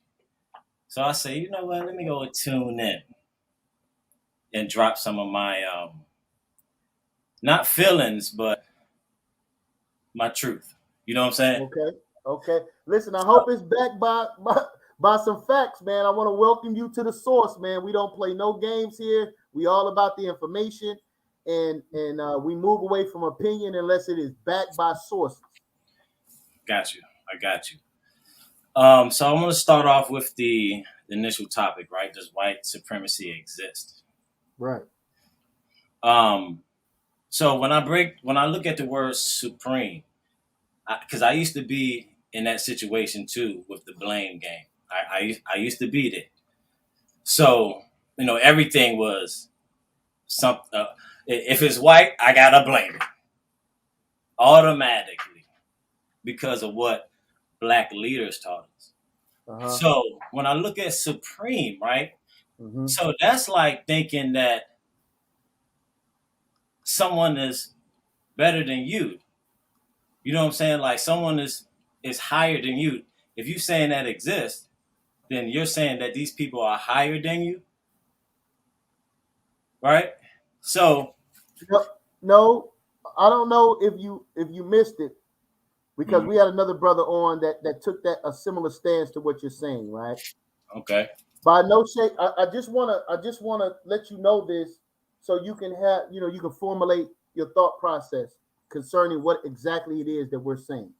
Mm-hmm. We're not saying by no shape of the imagination that we're saying that when we say white supremacy exists, we're saying that white people are superior to us. We're not saying that. What we're saying is we're defining white supremacy as a system that is being utilized by a group of people to oppress another people. So it is more of a action word, it's more of a word that defines systematic action, utilizing racial benefits to oppress our people. This is what we're saying. We're not acknowledging anyone being superior to us. We're saying that a system it is in place to oppress us. That's what we're saying. Go ahead. The floor is yours. So by you saying the system, meaning the government, right? No, the government is definitely included, but it's more than the government because there's something in politics called the private sector, right? Now, within the private sector, these are people who are not in government, people who are not government officials, people who are not lobbyists.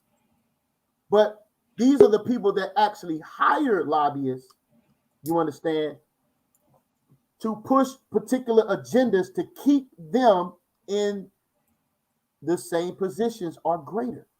So can you give me an example of someone putting someone in a situation like oppression in this day and this time? I know the blacks always love to go back 100 years, but right now, how are you as an individual being oppressed since you believe in white supremacy? All right, I'm gonna read this article. This article was written in 2020, and I'm gonna read it for you quickly. All right, are you there? Uh-huh.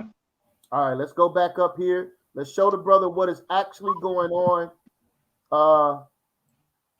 What's actually going on in our country. We're gonna go back up, right? Let's start here.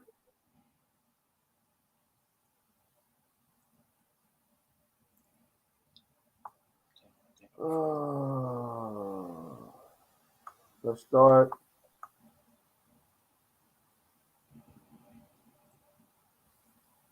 Let's start here. The employment rate has also spiked. The employment rate has also spiked for all racial groups in the United States during the coronavirus pandemic and is especially high for Black Americans. Especially higher for Black Americans. Go ahead. Just as Black employment has historically been lower than for whites, the unemployment rate among Blacks has been higher. While unemployment rate was slightly lower for white and Latino Americans in May, after a surprisingly good jobs report, the rate continued to tick up for Black workers. All right, let's move on quickly here. The Bureau of Labor Statistics showed that 54% of employed Asians worked in the management, professional, and related occupations, the highest paying majority occupational category, compared with 40% of white employees, 31% of Black employees, and 22% of Hispanic employees. Right here, I want you to pay particularly closely to this. Read. This, in part, can be explained by racist hiring practice that kept Blacks out of business for decades under Jim Crow. Decades under Jim Crow. Decade under Jim Crow. Go ahead. It can also be explained by more subtle forms of prejudice today. Prejudice today. Go ahead.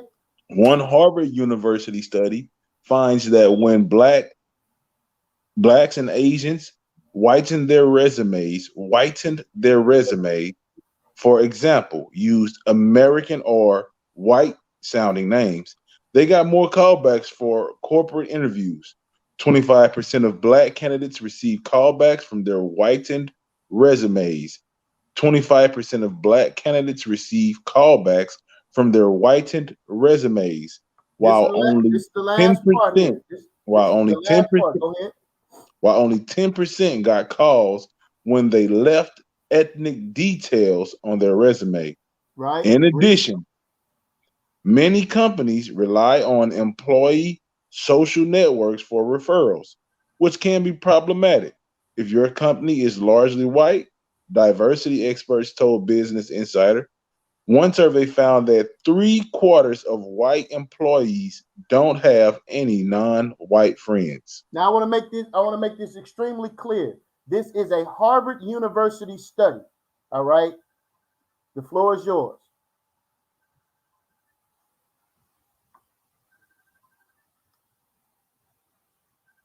You're on mute, bro. The floor is yours.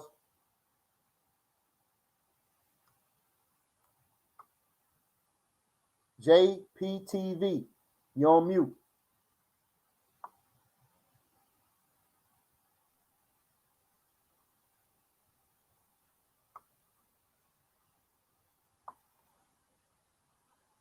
You're on mute, brother. Can you hear us?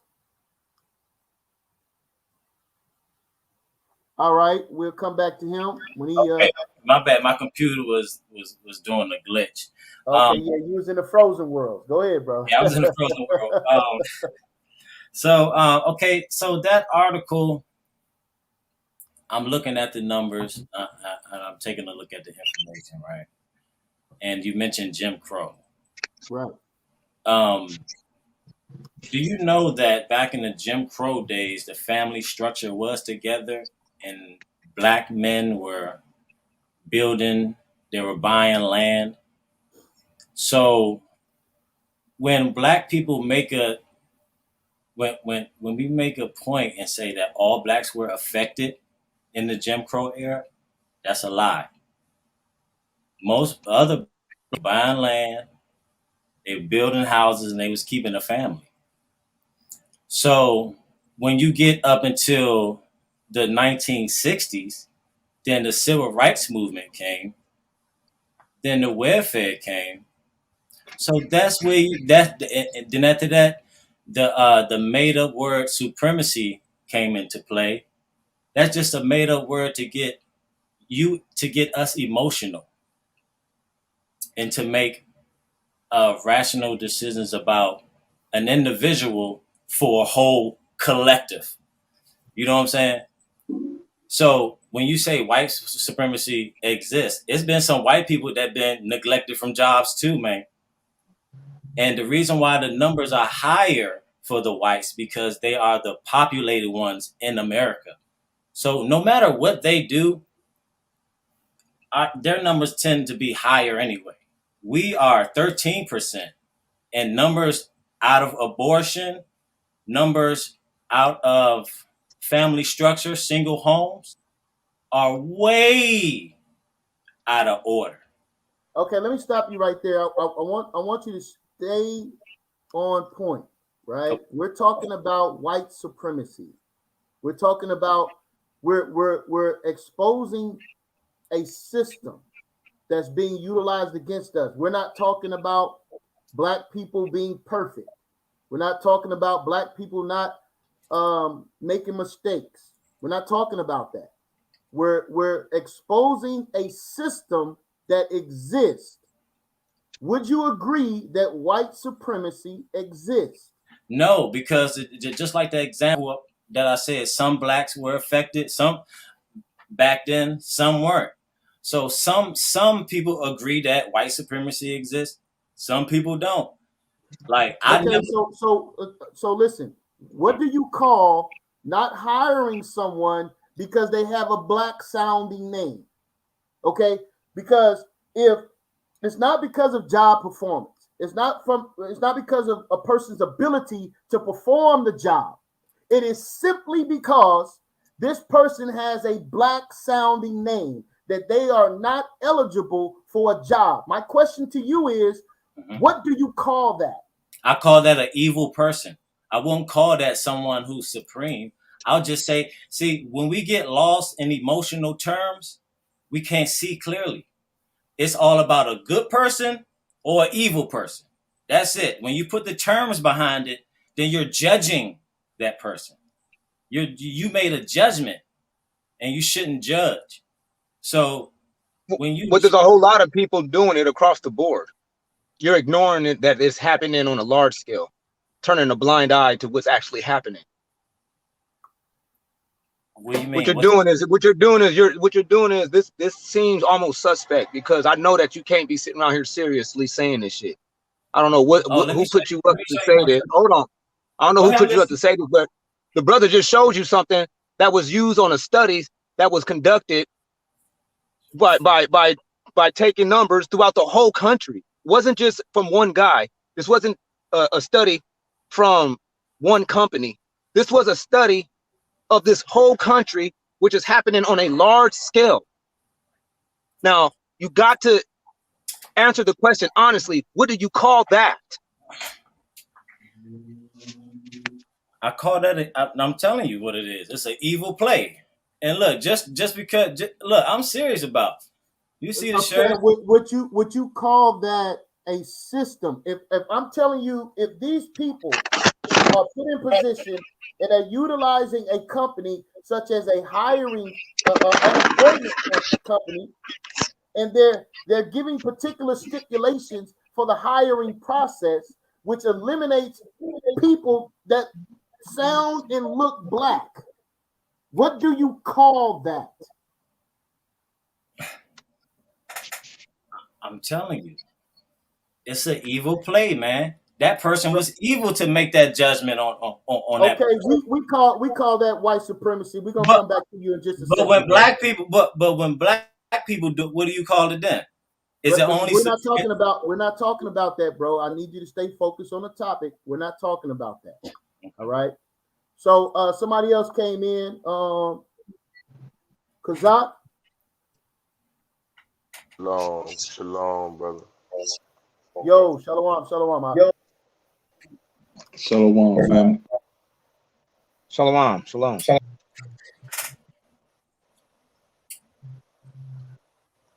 Talk to us, Kazak, man. What is your thoughts? Does white supremacy exist, or is it just simply in the minds of black men, women, and children? Hell yeah. White supremacy exists. It's in full effect. The beast is thriving, and we are the merchandise that they are using to flourish. No, we hurting ourselves. It ain't nobody. We're hurting ourselves there because we're blame not. game. There you go with the blaming again. So Hey, you tell me brother, how are you? I ain't even had a chance yet, Hey, brother, just let them finish real fast, and you can take off. All right. Yeah. When it comes down to something we all have to understand, right? Slavery, in its true definition, is not somebody serving in rigorous servitude. It's not somebody underpaid, or it doesn't entail only those definitions. The true definition of slavery is anybody subject to the will of another being to any degree. All right, so that means if you have a business and I own 15% of your business, it's not yours. So if they own control over you, you are not the one in power or supreme. Right now, we know the Bible was written to, by, and for other people, but another people have control of that and those people's history, records, their identification. What's the president's name? Jefferson. He said it. The black man will never be who he is until he comes back to his nationality. Nationalities had or were given inheritances by our Father, not slaves, not bastards, not just whomever, but nationalities were given inheritances. And right now, you have somebody telling you, just like when I was in prison, where you can build your home, how to build that home. When you do build that home, give me the blueprints to your home. If you don't pay what I ask you to pay on what you quote unquote call yours, I'm going to take it from you because I am supreme over you. Now, I'm going to give you something called liberty. Liberty is not freedom. Liberty is the right to ask for some shit. And that's what you've been given. You've been given the right to think that you have power because you can vote when it doesn't matter. You think you have power because you can use your motor vehicle with their license or permission slip. You think you're in power because you marry your wife under their authority. You think these things, and that is how this system is enslaving us because it's all a belief process. If the slave believes he has to pay Caesar, he's going to continue to pay Caesar. So, in my opinion, brothers, hell yeah, with every bone in my body, white supremacist does exist, and including with the example that the brother gave above. If you want to be technical with the definition, it's stereotyping, you know. Right. All right, do me a favor, family. Let's keep it clean, man, because I want this to be digestible for all ages. All right, and I want Yeah, you to be absolutely. heard. My apologies. That's all right. So, here's the thing: the brother just dropped off because we're not going to allow you just to spew out things. I want everybody to understand this is the source, and what we do here at the source is we cite sources. That's all we've been doing this whole time. Okay? We've given you evidence out of the mouths of white people. We're going to go back. I'm going to play a little bit of this video. Then I'm going to go back to an article, and we're going to get ready to close down. But before I do, Battle Axe, anything else you want to add, bro?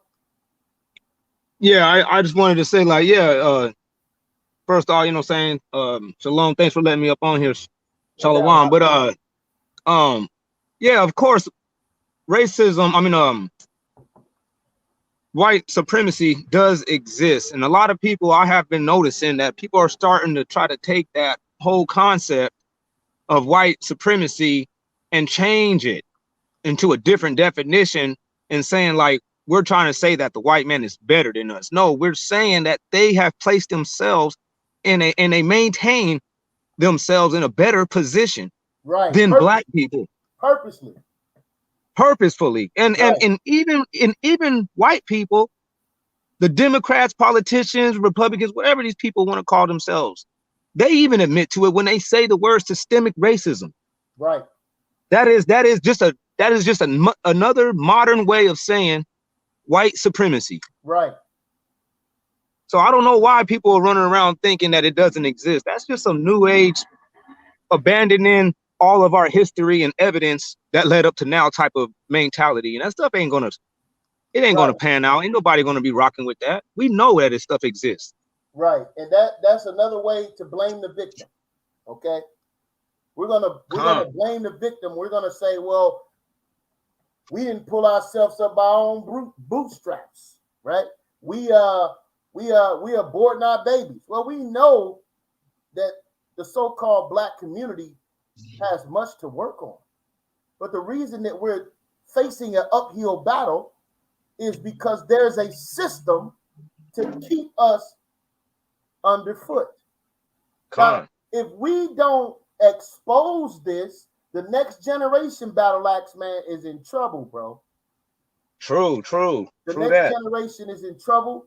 And I know you're a young man, Battle Axe, man. You got a lot of work ahead of you, man, because it's going to come a time where the elders are going to be gone. And we got to bring this to remembrance, right? So that our people, right? So that our people can actually understand what has transpired. They want to remove chattel slavery out of the history books. They want to remove the cargo slave ships out of the history books. They want to teach that black people came over here as pilgrims.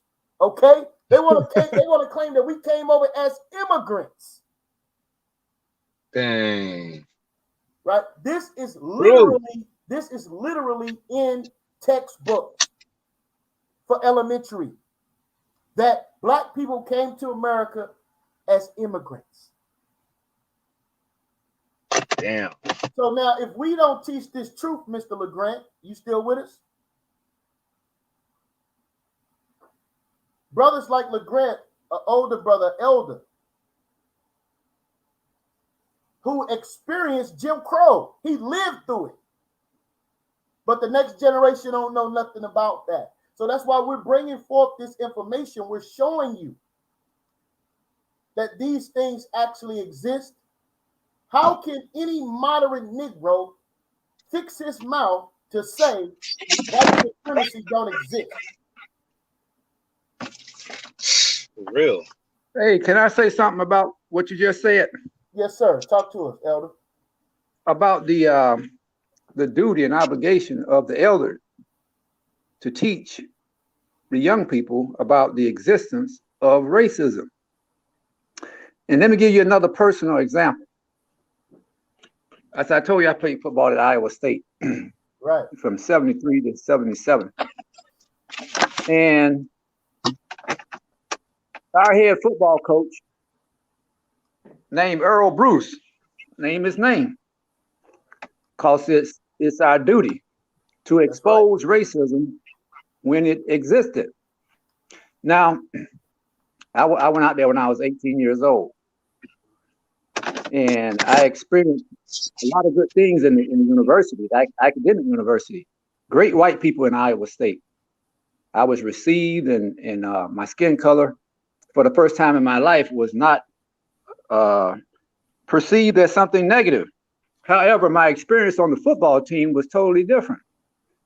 There was extreme examples of white supremacy where white football players were given the opportunities to play in front of black football players that were not qualified. I mean, this man was you all probably never knew this if you never played back in those days, but we had black men that were all Americans that were being put on the bench so that some white boys could play. And it got so bad. I mean, this man was discriminating and giving these white boys white privilege to play in front of these extremely talented black players. It got so bad that I was a freshman, that the senior black football players, and we had the #1 team defense in the country that year. The senior black football players refused to go to practice until they had a meeting with Earl Bruce to discuss his discriminatory acts against these black players. And if you talk to them today, they'll confirm all of this. But years later, we had reunions. We were about in our 50s, and we were all talking on Facebook or somewhere. The white players and the black players, and they were all saying how good a man Earl Bruce was. He was like a father to me, and he was a great leader. He taught me this, he taught me that. And I stood up in the midst of everything and said, now you all know that Earl Bruce was the most profound racist I've ever seen. And I gave examples of how he had discriminated against these different black players and all the racial discriminatory things he had done. And this is not acceptable. And he must not be praised as some great leader. He must be declared to be what he was, a profound racist. And I gave examples because we were all young men, during that time playing football. Now I wasn't blaming the players themselves because we were all young boys competing. But I was pointing out the fact that as grown ass men who are now elderly men, educated and experienced, we cannot a reality that did not exist. We must call out the racism that existed, because if a black man who is now an elder goes along and says this profound racism that was exhibited by Earl Bruce makes him some type of hero, then these elderly white boys are going to be confounded and think in their minds that what Earl Bruce did was just okay. So they're going to think that, well, that white privilege was okay. No, it's not okay. And I'm telling you, it ain't okay. And you need to understand that what he did was not something that that's going to be excused, and that you need to teach your children that that type of behavior is not acceptable. Right. So don't give these older white men the ideal that the racism that you all experienced was okay. Make them feel uncomfortable about what happened, and let them know that they have a duty to teach their children not to do the same thing, because if they do, they're gonna be called out. That's Hey, right. can I say something real quick? Yeah, go ahead. Yeah, I mean, I was listening to the I don't want to call him OG, but I was listening to what he was just saying, and it just seems like one of the things that I didn't hear too often tonight was the social norms that we have simply become accustomed to. Right. Because sometimes we are exposed to something on for so long and so much that it simply becomes normalized to us. And so sometimes when we look at society and the way it's structured and made up, then we begin to think that this is how it's supposed to be.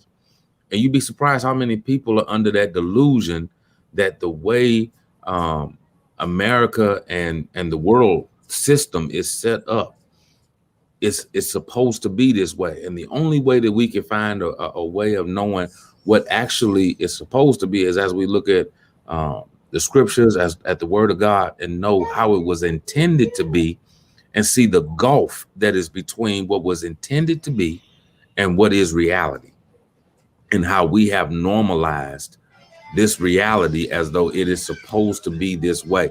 When we look at, I was listening to you all giving some of the jobs reports and how we look at management jobs and the gulf between the rich and the poor, and the marginalization of peoples. And we see how it's just understandable and norm. Do you realize that in the Black community, so many people don't go to college, that it's abnormal when somebody does? So many people don't have education. I'm not even talking about wealth, y'all. I'm just talking about knowledge and education and the ability to attain to knowledge. Okay, if you look at the social norms of the libraries that are in affluent neighborhoods and the libraries that are in poor neighborhoods, it's a gulf between them. Right. It's been normalized, man. It's normal. It's not, when we see it, it don't even jump out to us no more. It don't even occur to us that this ain't supposed to be how it is.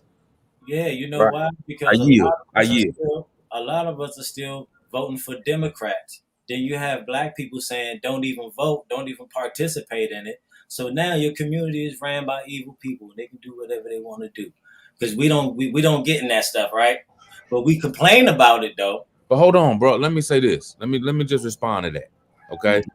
If there is a gulf in knowledge, okay, if there is a miseducation, okay, if there is a miseducation about social issues and about how things are supposed to be, and what I am seeing normalized is all that I have been exposed to, okay, then I don't think that you can lay that at my feet.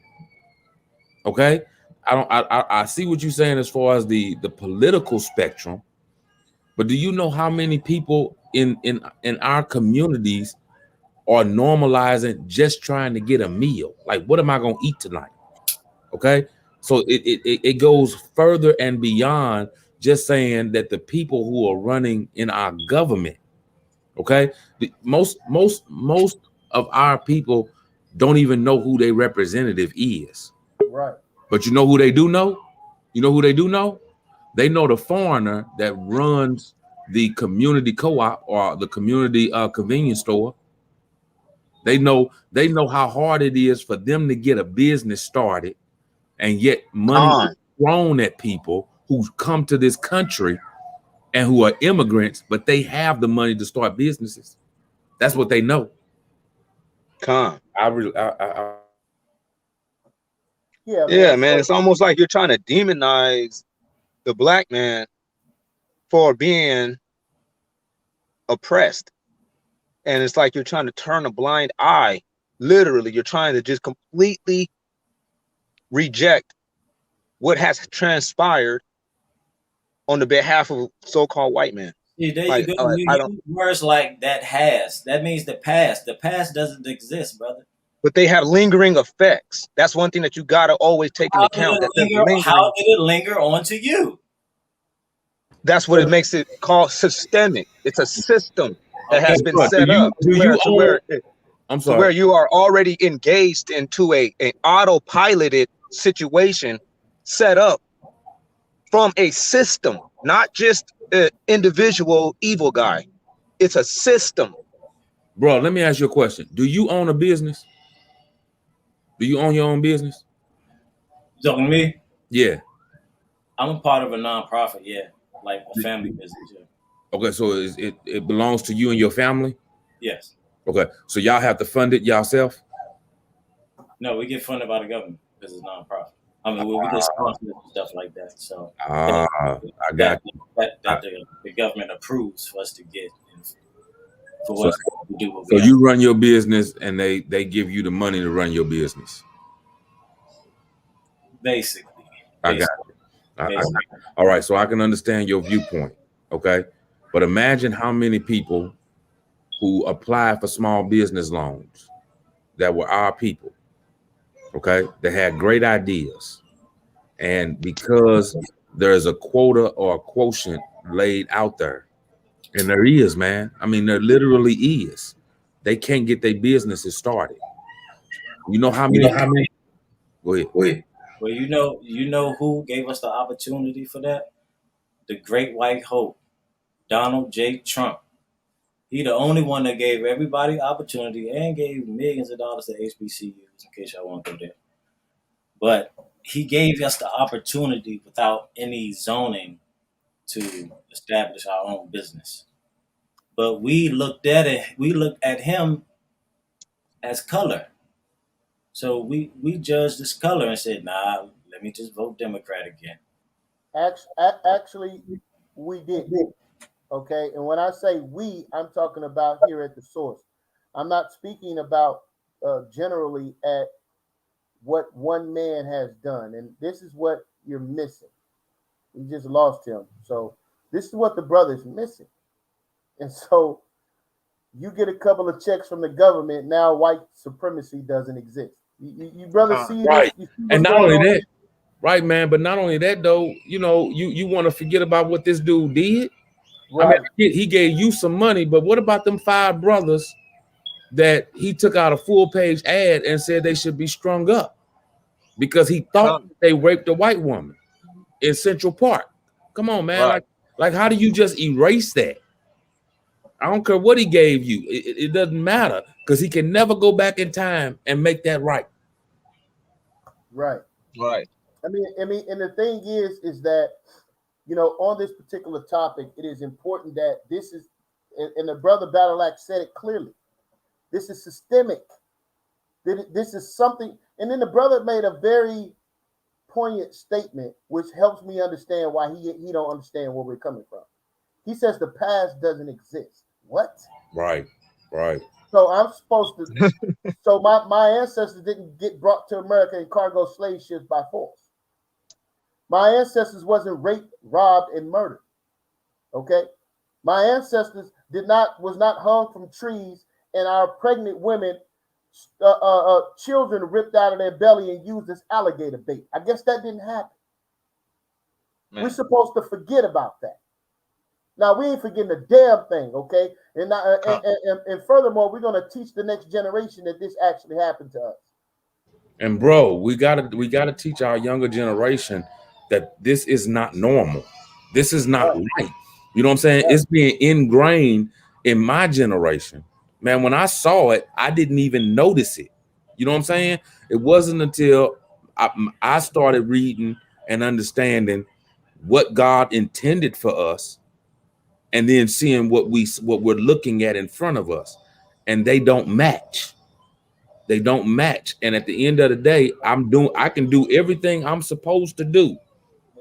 But at the end of the day, we got to speak out against it being normalized. 1 second, Nick. I'm gonna let you come in. 1 second. I'll grab my brother. Yeah, finish what you were saying, bro.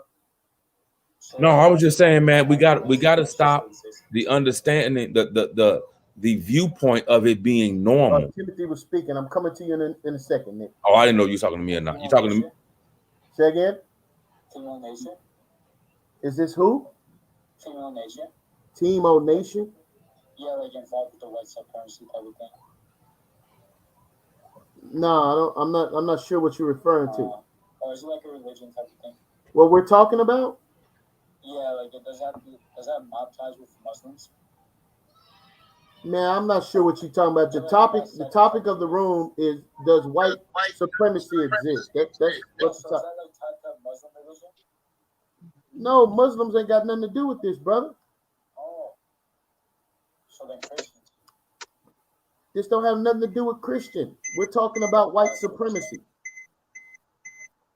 Is it like Santa Claus? Like we don't know if it actually exists. Like it only comes out like a few days of the year. Are you brothers serious? Yeah, I'm back, man. We're gonna just bypass that, dog. So what I was saying was educate us. What is white supremacy? Is that like a superhero? All right, yeah. Let me go ahead and get these guys up out of here, man. Yeah. Fuck you, fat bitch. Fat piece of shit. Gonna die, you fat fuck. You're gonna die from a heart attack. Oh man, how do you remove these guys? This is crazy. There you go, man. You got it. Hey, yeah. What I was saying was, man, so when I was growing up, I had immigrants running the stores around in my neighborhood. Okay. I had Chinese food restaurants all over, and everybody was pretty much a foreigner. They were new to the country, but they all had their own business. You know what I'm saying? Then I was bussed out of my neighborhood to a predominantly white neighborhood for schooling in what was known as the DSEG program. You know what I'm saying? And indoctrinated with the ideology that out there is better than where I lived. I was told that it was better out there than it was where I lived. Wow. You see what I'm saying? And it was normal. So when I got grown, I said, I can't live in a community with my people. I'm supposed to move out of this community into an area that's predominantly either white or just not black. You know what I'm saying? Because that area is going to be better. That area is better. You see what I'm saying? That's the normalization I'm talking about, man. That is just normal for us not to even want to be around each other, because wherever else we can go is going to be better because there's less of us. That's normalized to us, man. And we got to stop that. We got to stop that. I yield. Yeah, I'm with you, man. This was let great. Me play a little bit more of this video here, and then we're gonna read this last article. All right, so y'all bear with me. Again, we're dealing with, does white supremacy really exist, or does it only exist in the minds of the black man, woman, and child? All right.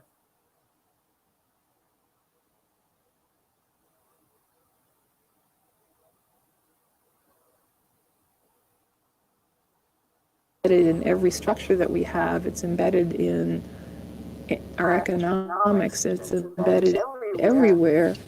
When I walk into a bank, or when I walk into anybody's neighborhood, or when I walk into anybody's store, that I'm acceptable, that I can go anywhere I want, and I'm seen as an acceptable person.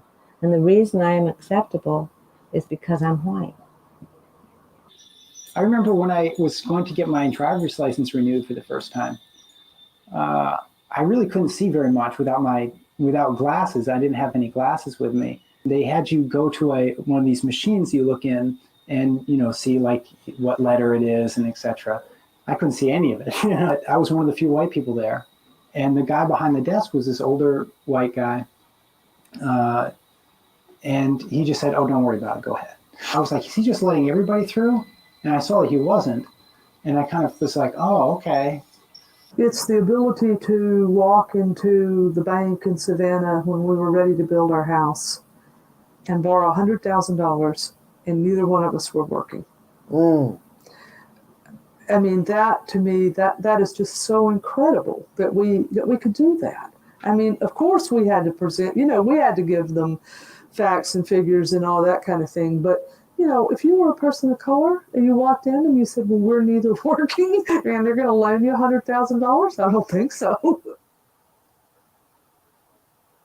Oh, simple things. I mean, from everything from the ease of getting a bank loan to knowing that I can drive just about anywhere in the city and not get stopped because of my color by the police. When I drive down the road and I get pulled over by a police officer, it's probably because either I've broken the law or I'm getting a flat tire and the police officer's going to tell me I'm getting a flat tire.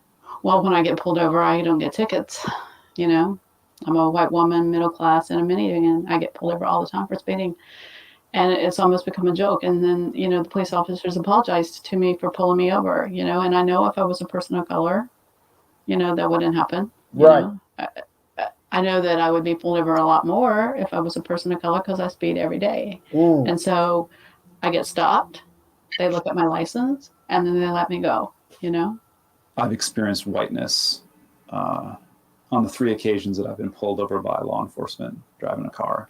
One time I ran a red light, it's turning red, right? Another time I was speeding, and another time I had a headlight out. And every single time I got off with a warning. I never got a ticket for any of those things. It was privilege and whiteness, therefore, that helped get me off. And I think for the average person, it would be whiteness that would allow me not to even have to think about why. I could get away in thinking, I sweet talked my way out of that. I did, but I was aided by the fact that I'm white. They're not going to do a body check on me. They're not going to rip my car apart looking for a reason to haul me in. I'm not profiled. That's white privilege. Basically, when I go to city council or county commission, I expect my representatives to take me seriously. And they do for the most part, because they know that they have to be more accountable to the white community, because the white community has more power and money and can vote them out of office. We as white people have a sense of what our rights are, that we have the right to, live well, live safely, have health care and police that respond to us, have city officials that pay attention to us, have the needs of our community, be able to have those met. And I think that if you talk to people of color or look at communities of color, that does not exist for people. That idea of those rights. The more I know, the more it's like, I've really got to talk about privilege here. I faced a lot of shit in life. I really had all this stuff happen, but I still had whiteness in a way that's given me all this stuff. And it's all these things which not only give you privilege in the sense of stuff and access to stuff, but also it validates who you are. So you have this feeling that I'm important, I'm worthwhile, that other people don't have. They have to get it somewhere else. They might get it from their family or what have you, but I'm going to get it from everyone. With few exceptions. God was talking. Now, this is very disturbing, man. Yeah, that's some good stuff right there. This is very disturbing. Now, when we try to explain this again, we're talking to our community, Battle Axe, man, and we have people even here in this chat that's saying white supremacy and racism doesn't exist, but yet we hear from white people themselves about the benefits that they receive by simply being white. Man. And it's something wrong with us by pointing these things out. Now, I want to read an article. This is a very powerful article, and I'm going to get you all's take on this. Check this out. This is entitled let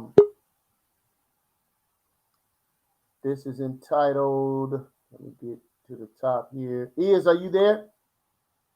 All right. This is entitled The Roots, Salakia, the racist roots of right to work. The racist roots of right to work. Check this out, family. Again, here at the source, we bring sources. Let's go. Proponents of so-called right-to-work laws often use lofty language to sell their agenda with false appeals to freedom, among other high ideals. But right to work. This is very important that, remember we was talking about language earlier and utilizing specific words. So it's saying that they take advantage of language and utilizing lofty words to sell their agenda. These people are utilizing, and it's very important when I get ready to close out this show. The last thing I want is to read, man, is going to be from Albert Pike. So everybody can understand. So when you hear people saying things such as racism doesn't exist or white supremacy doesn't exist, these are people that are victims of lofty language. And they have been sold what? An agenda. And they believe it. And it's called the American dream. And it's a dream because it doesn't exist. Read. Their dream is our nightmare. Right. You got to be asleep to believe the dream. Right. Exactly. With false appeals to freedom, among other high ideals. But right to work is about freedom only in this way. It's about taking away the freedom of working people to join them together in strong unions. It's no secret that wealthy corporations and individuals are pouring money into politics like never before to stack the deck against working people and pad their own profits. The State Policy Network, an alliance of right-wing think tanks with a combined annual budget of $80 million, is an example in the 2006 example.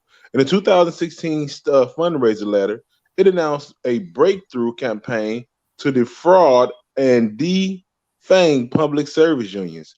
The goal of SPN, the letter reads, is to permanently break the power of government unions.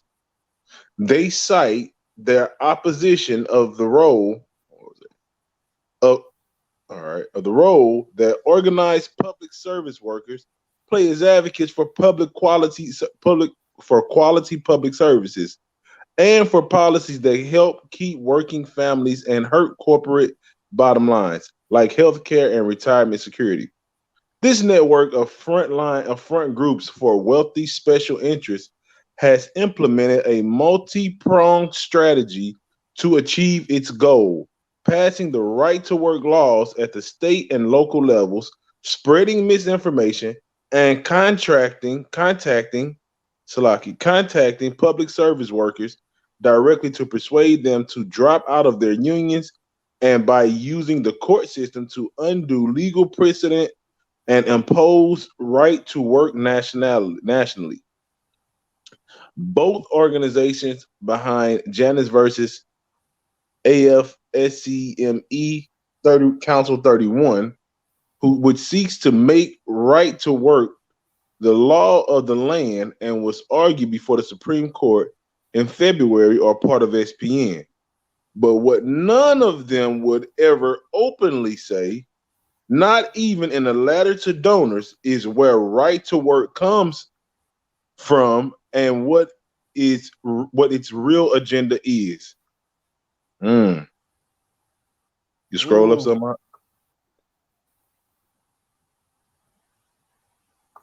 Although the term right to work may have been coined by a Dallas read Morning the top, News. man. Read the top. Oh, Claim it don't this exist, is what it man. says. Read It the says, top. I am for white supremacy. I hate even saying it. The title says plainly, the title reads, I am for white supremacy. Although I'm not, the title says that. Although the term right to work may have been coined by a Dallas Morning News editorial writer, it was used, exploited, and popularized by a man named Vance Muse, nicknamed Big Frank by labor unions. Muse was a larger-than-life Texan who dressed the part and did not hesitate to say or do things that made most people squirm. I'm a Southerner, and I'm for white supremacy, he told the United States Senate Committee in 1936. He called himself the greatest lobbyist in America and may never have used elevated language to disguise his work because he seemed to have little to hide. He was openly racist and anti-Semitic and a communist baiter.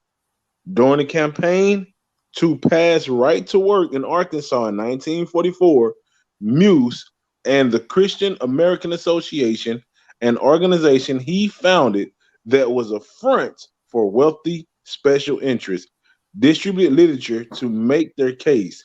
They warned that if their effort failed, white women and white men will be forced into organizations, labor unions, with black African apes, will be forced into organizations or labor unions with black African apes, whom they will have to call brother or lose their jobs. Man, that go hand in hand with the societies. You know what I'm talking about? That they connected to, where they talk about they brothers. They don't want to have to call us brothers. And then this is the third section titled Black African Apes, right? Whom they will have to call brother or lose their jobs. That's Van Muse's quote. Perhaps it's not surprising that through his career, Muse also worked to oppose women's suffrage, repeal child labor laws, and an 8-hour day for railroaders. And he was active in the committee for the Americanization of the Supreme Court, which targeted a Jewish man, Justice Felix Frankfurter. Muse's work and the beliefs that inspired it were repulsive to many in his own family. In 1986, more than 3 decades after Muse's death, his grandson, Vance Muse III, wrote about his grandfather's hate for hire career, calling him a man who beat the labor unions, not on behalf of working people, as he said, because he was paid to do so. Before Muse's death in 1950, a dozen states, mostly in the South, had passed right-to-work laws. Y'all see this? Let me read that sign. If Negro men can carry guns for Uncle Sam, surely they can drive milk wagons for the Bowman Dairy. That's a brother holding that sign. Right. Hey, you know what's interesting, bro? Can you scroll back up real fast? Yeah, talk to it. Ain't it interesting how the KKK claim to be a Christian organization, yet they burn crosses and hate Negroes? What's the correlation? Unless they think that the man who was hanging on the cross was a Negro, proving that they hate the man who was on the cross and they hate the Negroes who he represented. But anyway, that's a side topic. I just noticed that cross. I looked up the word in the Oxford Dictionary about the word white supremacy, and it's pretty revelating, and it actually goes perfectly with this video and all the information that the brother has actually brought out. It says right here in the Oxford languages, it says it says white supremacy, the belief that white people constitute a superior race and should, for that reason, dominate society, typically to the exclusion or detriment of other racial and ethnic groups, in particular, Black or Jewish people, which is the actual Black people. Facts. So that was pretty, you know, I mean, And that was kind of tailored. coincidence that they're lumping, Yeah. yeah.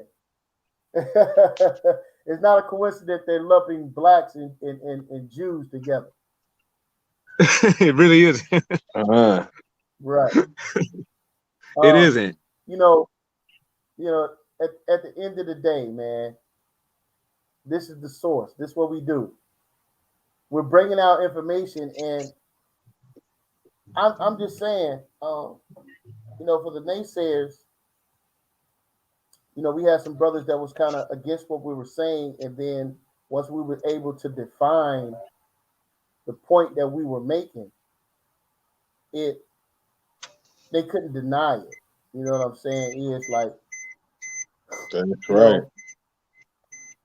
Racism exists. White supremacy exists. And one thing that they have done is they have learned how to disguise by using what we read earlier, which is what? Lofty words for deception purposes. They have had hundreds of years to redefine racism. When you released 100,000 or 600,000 slaves into the population, then you create the prison industrial system, which took more than half of that population and put it back into slavery. I mean, these guys are diabolically genius concerning that. And then to make the people believe that they're free when they're actually not. What has happened, family, is they've moved the edge of the plantation border from the end of the plantation from New York to California. You can't live on a plantation and leave that plantation without permission. No difference than you can't leave this country without a passport, which is what? Yeah. Permission. We have to understand what systems are in play and how they're utilizing this particular system to the detriment of our people. And for us to turn a blind eye on the actual system that is being utilized against us is a failure on our part. One thing I always say, middle-class Negroes are some of the hardest people to have them see the systematic racism that is actually being used against us. Now, this is not all middle class, don't get me wrong. But the majority of those that I have come in contact with, it is very difficult for them to admit that in 2021, they are still a slave. Dang, that was powerful. Us in the Hebrew Israelite community, we know and we understand what the opposition is against us.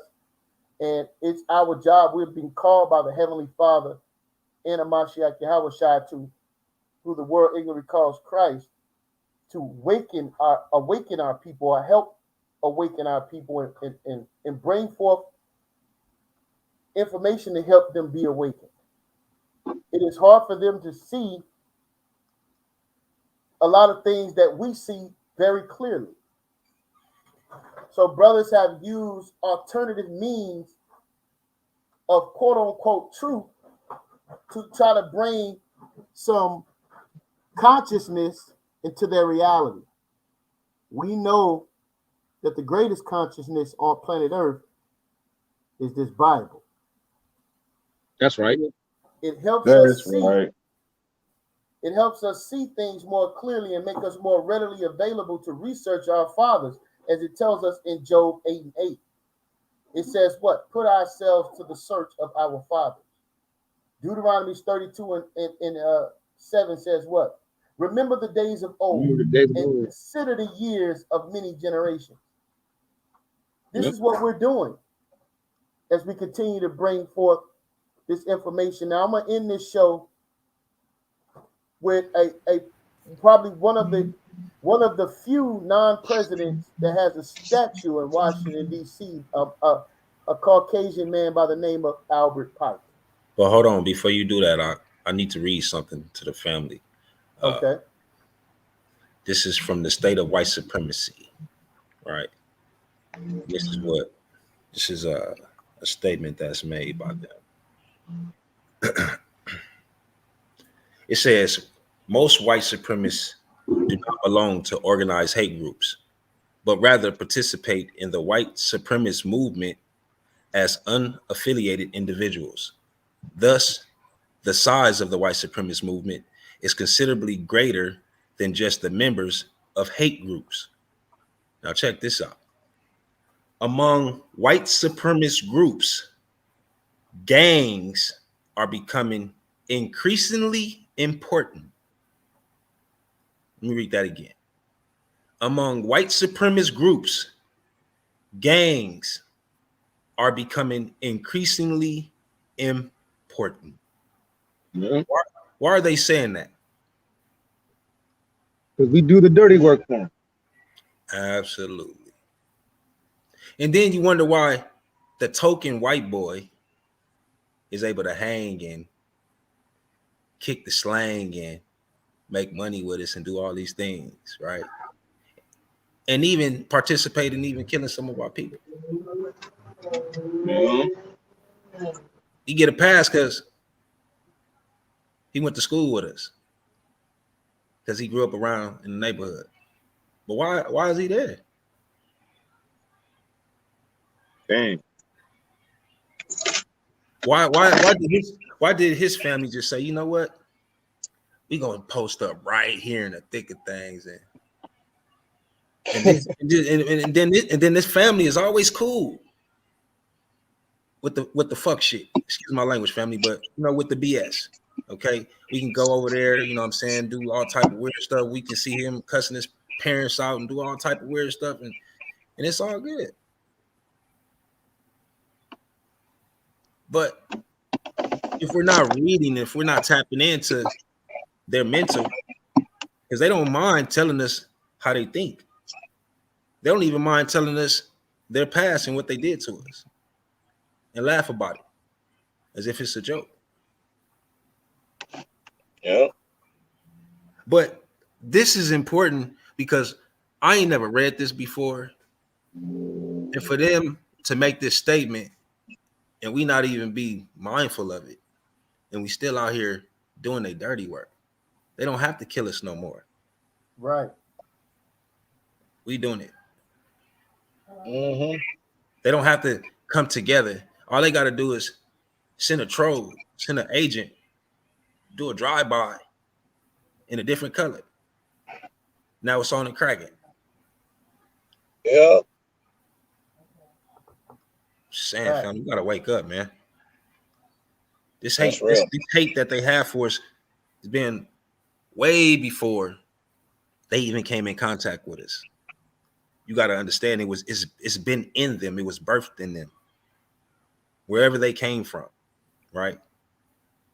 We don't have that type of hate to where we need to go to other nations and other lands and other people's homes and destroy them in their existence, and then replace them with ourselves and take their names and say that we are the people.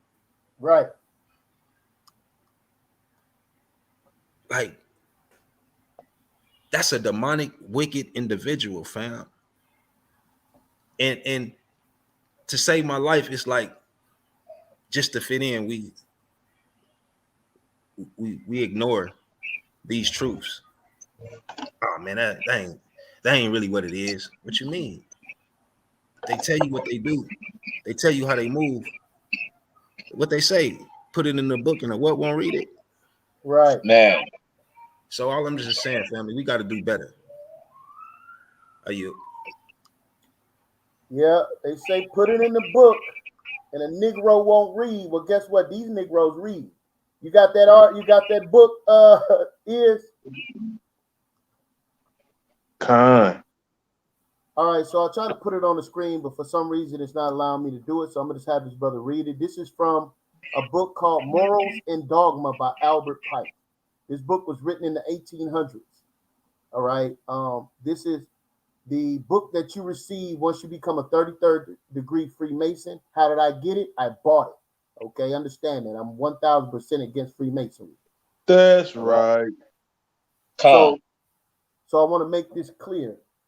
You're going to hear in this book exactly what we are experiencing concerning how they throw rocks and hide their hand, how they use lofty words, how they present themselves as an angel, but really are a devil.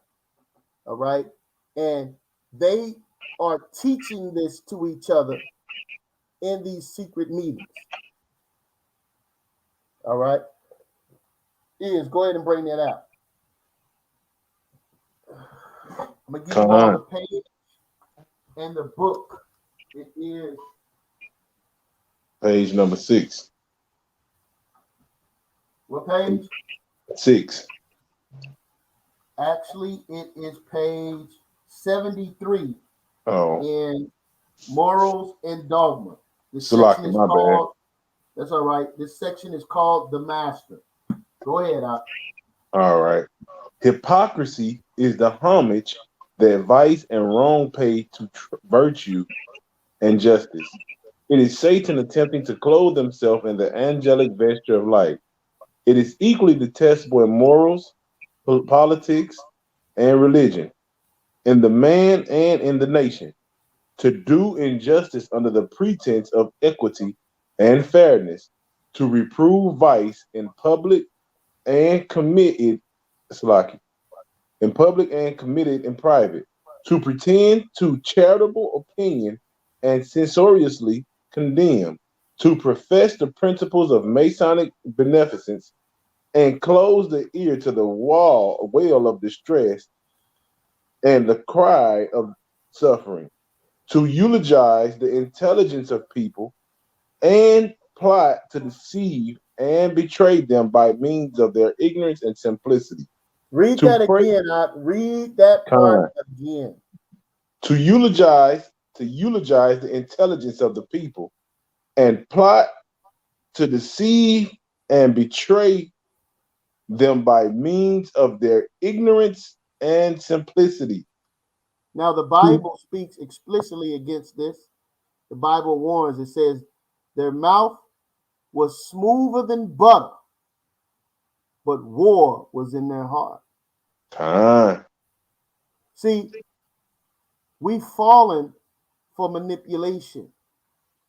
And you think to yourself, you limit your enemy's ability to deceive you based upon the limits that you put on yourself. Oh, I wouldn't do that, but they would. And they're teaching each other how to be deceptive. To enter into politics is to learn how to tell lies. Our people don't understand that. They hope for the best. They try to look for the good in people. Well, what this book is teaching is that they use that against us. Read it again,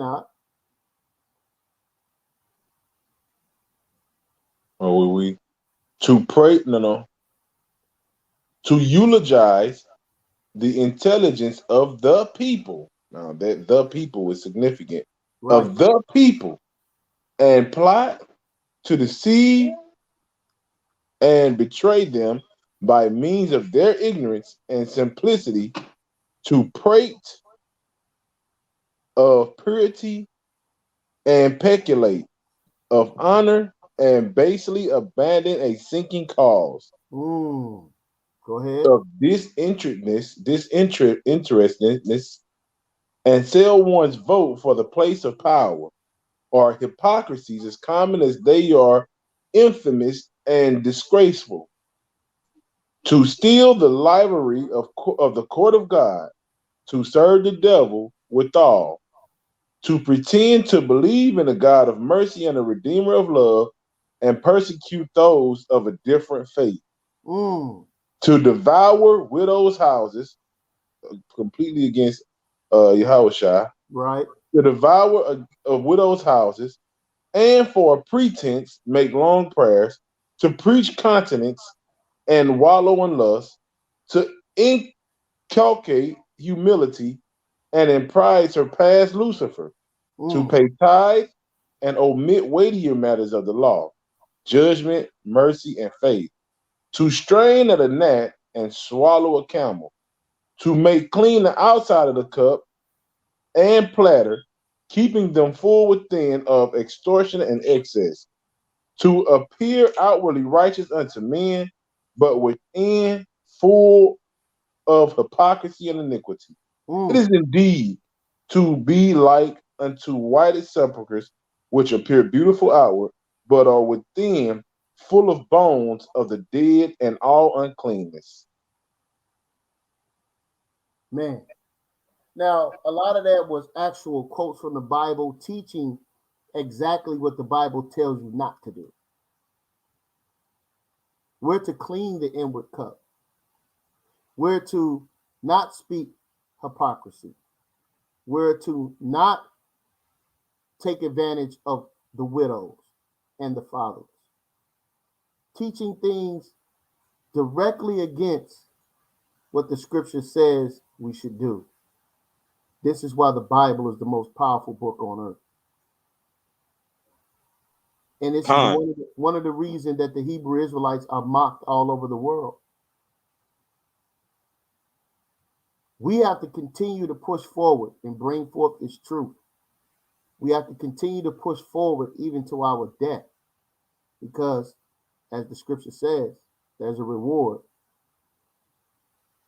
So, despite what those say against you, despite gainsaying and groups of people collaborating against you, know and understand that white supremacy does exist. And it's a system. And it's a system of perpetual hatred. And until we start to recognize and understand and identify this particular system, how can we overcome it? I'm here to encourage you all through the spiritual power of Yahweh Shema Mashiach Yahushua to keep the faith as we continue to uncover the lies of deception that has been utilized against us.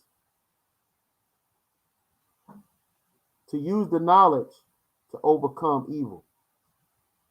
The Most High loves you, and we have to return that love with obedience.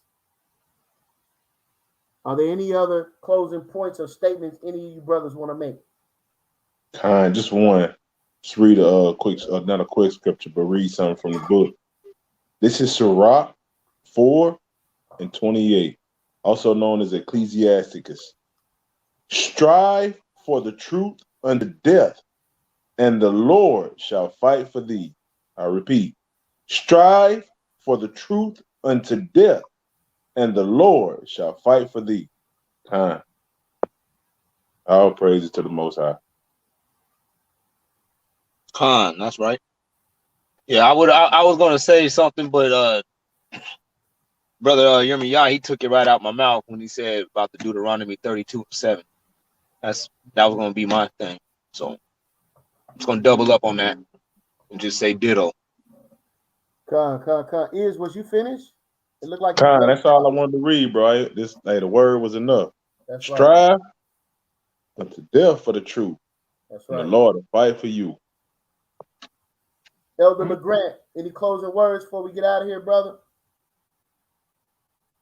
No, y'all said it all. I'll just say God bless and love your brother as you desire your brother to love you. That's right. And continue to seek the faith in Christ, and he'll be with you. That's right. That's right. Tim, talk to us, man. Hey man, I would like for all of us just to become critical thinkers. Stop just accepting the norm. Don't just look at things from a point of view of what you've always known. Start taking closer looks into it and recognize what God wants for you and how badly he wants you to attain to the level of life that he aspires you to have. That's right. That's right. Kazak.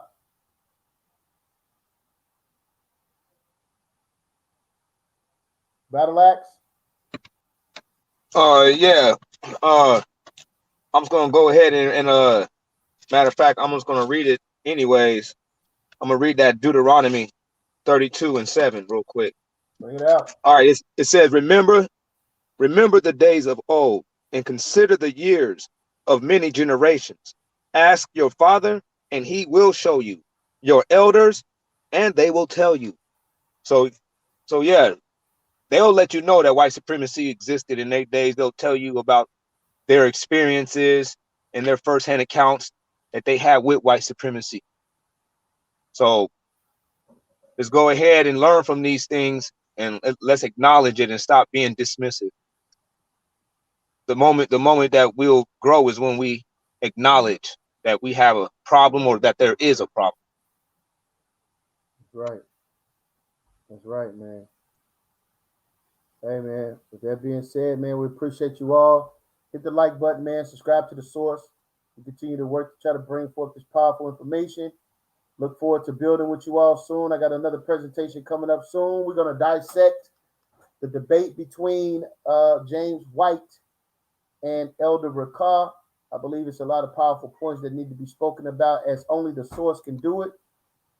And we're going to keep bringing out this powerful information. Yashar, any closing words, brother? Man, Psalms 144, 1-5. I mean, you can read the whole chapter, but it's self-explanatory. You know, we definitely protect ourselves, but going out to just war against other nations of people, including our enemies, it's not what it is. Right. So until he give us the command to go and handle business, all we need to do is stay focused on these law, statutes, and commandments. And like Elder Grant said, love each other as we want to be loved. That's right. That, man, we out of here. Who's coming with me? It's the shore side. We the source now. Taking over the game, put it on padlock. With a better roster, sick as a bring the lobster. Let them niggas hate for revenge. Let them niggas hate for revenge. It's the shore side. It's the shore side now. We the source over the game, put it on padlock. With a better roster, with a better play the lobster. Let them niggas hate for revenge. We'll never stop her. Kill the cancer. You can call me a sick assassin. You can call me LeBron James. But you never had me. But you never had me. Take the vision. But more them that cause the vision. Never get submission like I need permission. Niggas steady telling lies like a politician. Niggas need to cool it down, but we done knew it down. But we done knew it down. It's a source. Check the reinvent. You think we not prepared for the fallout? Just stack this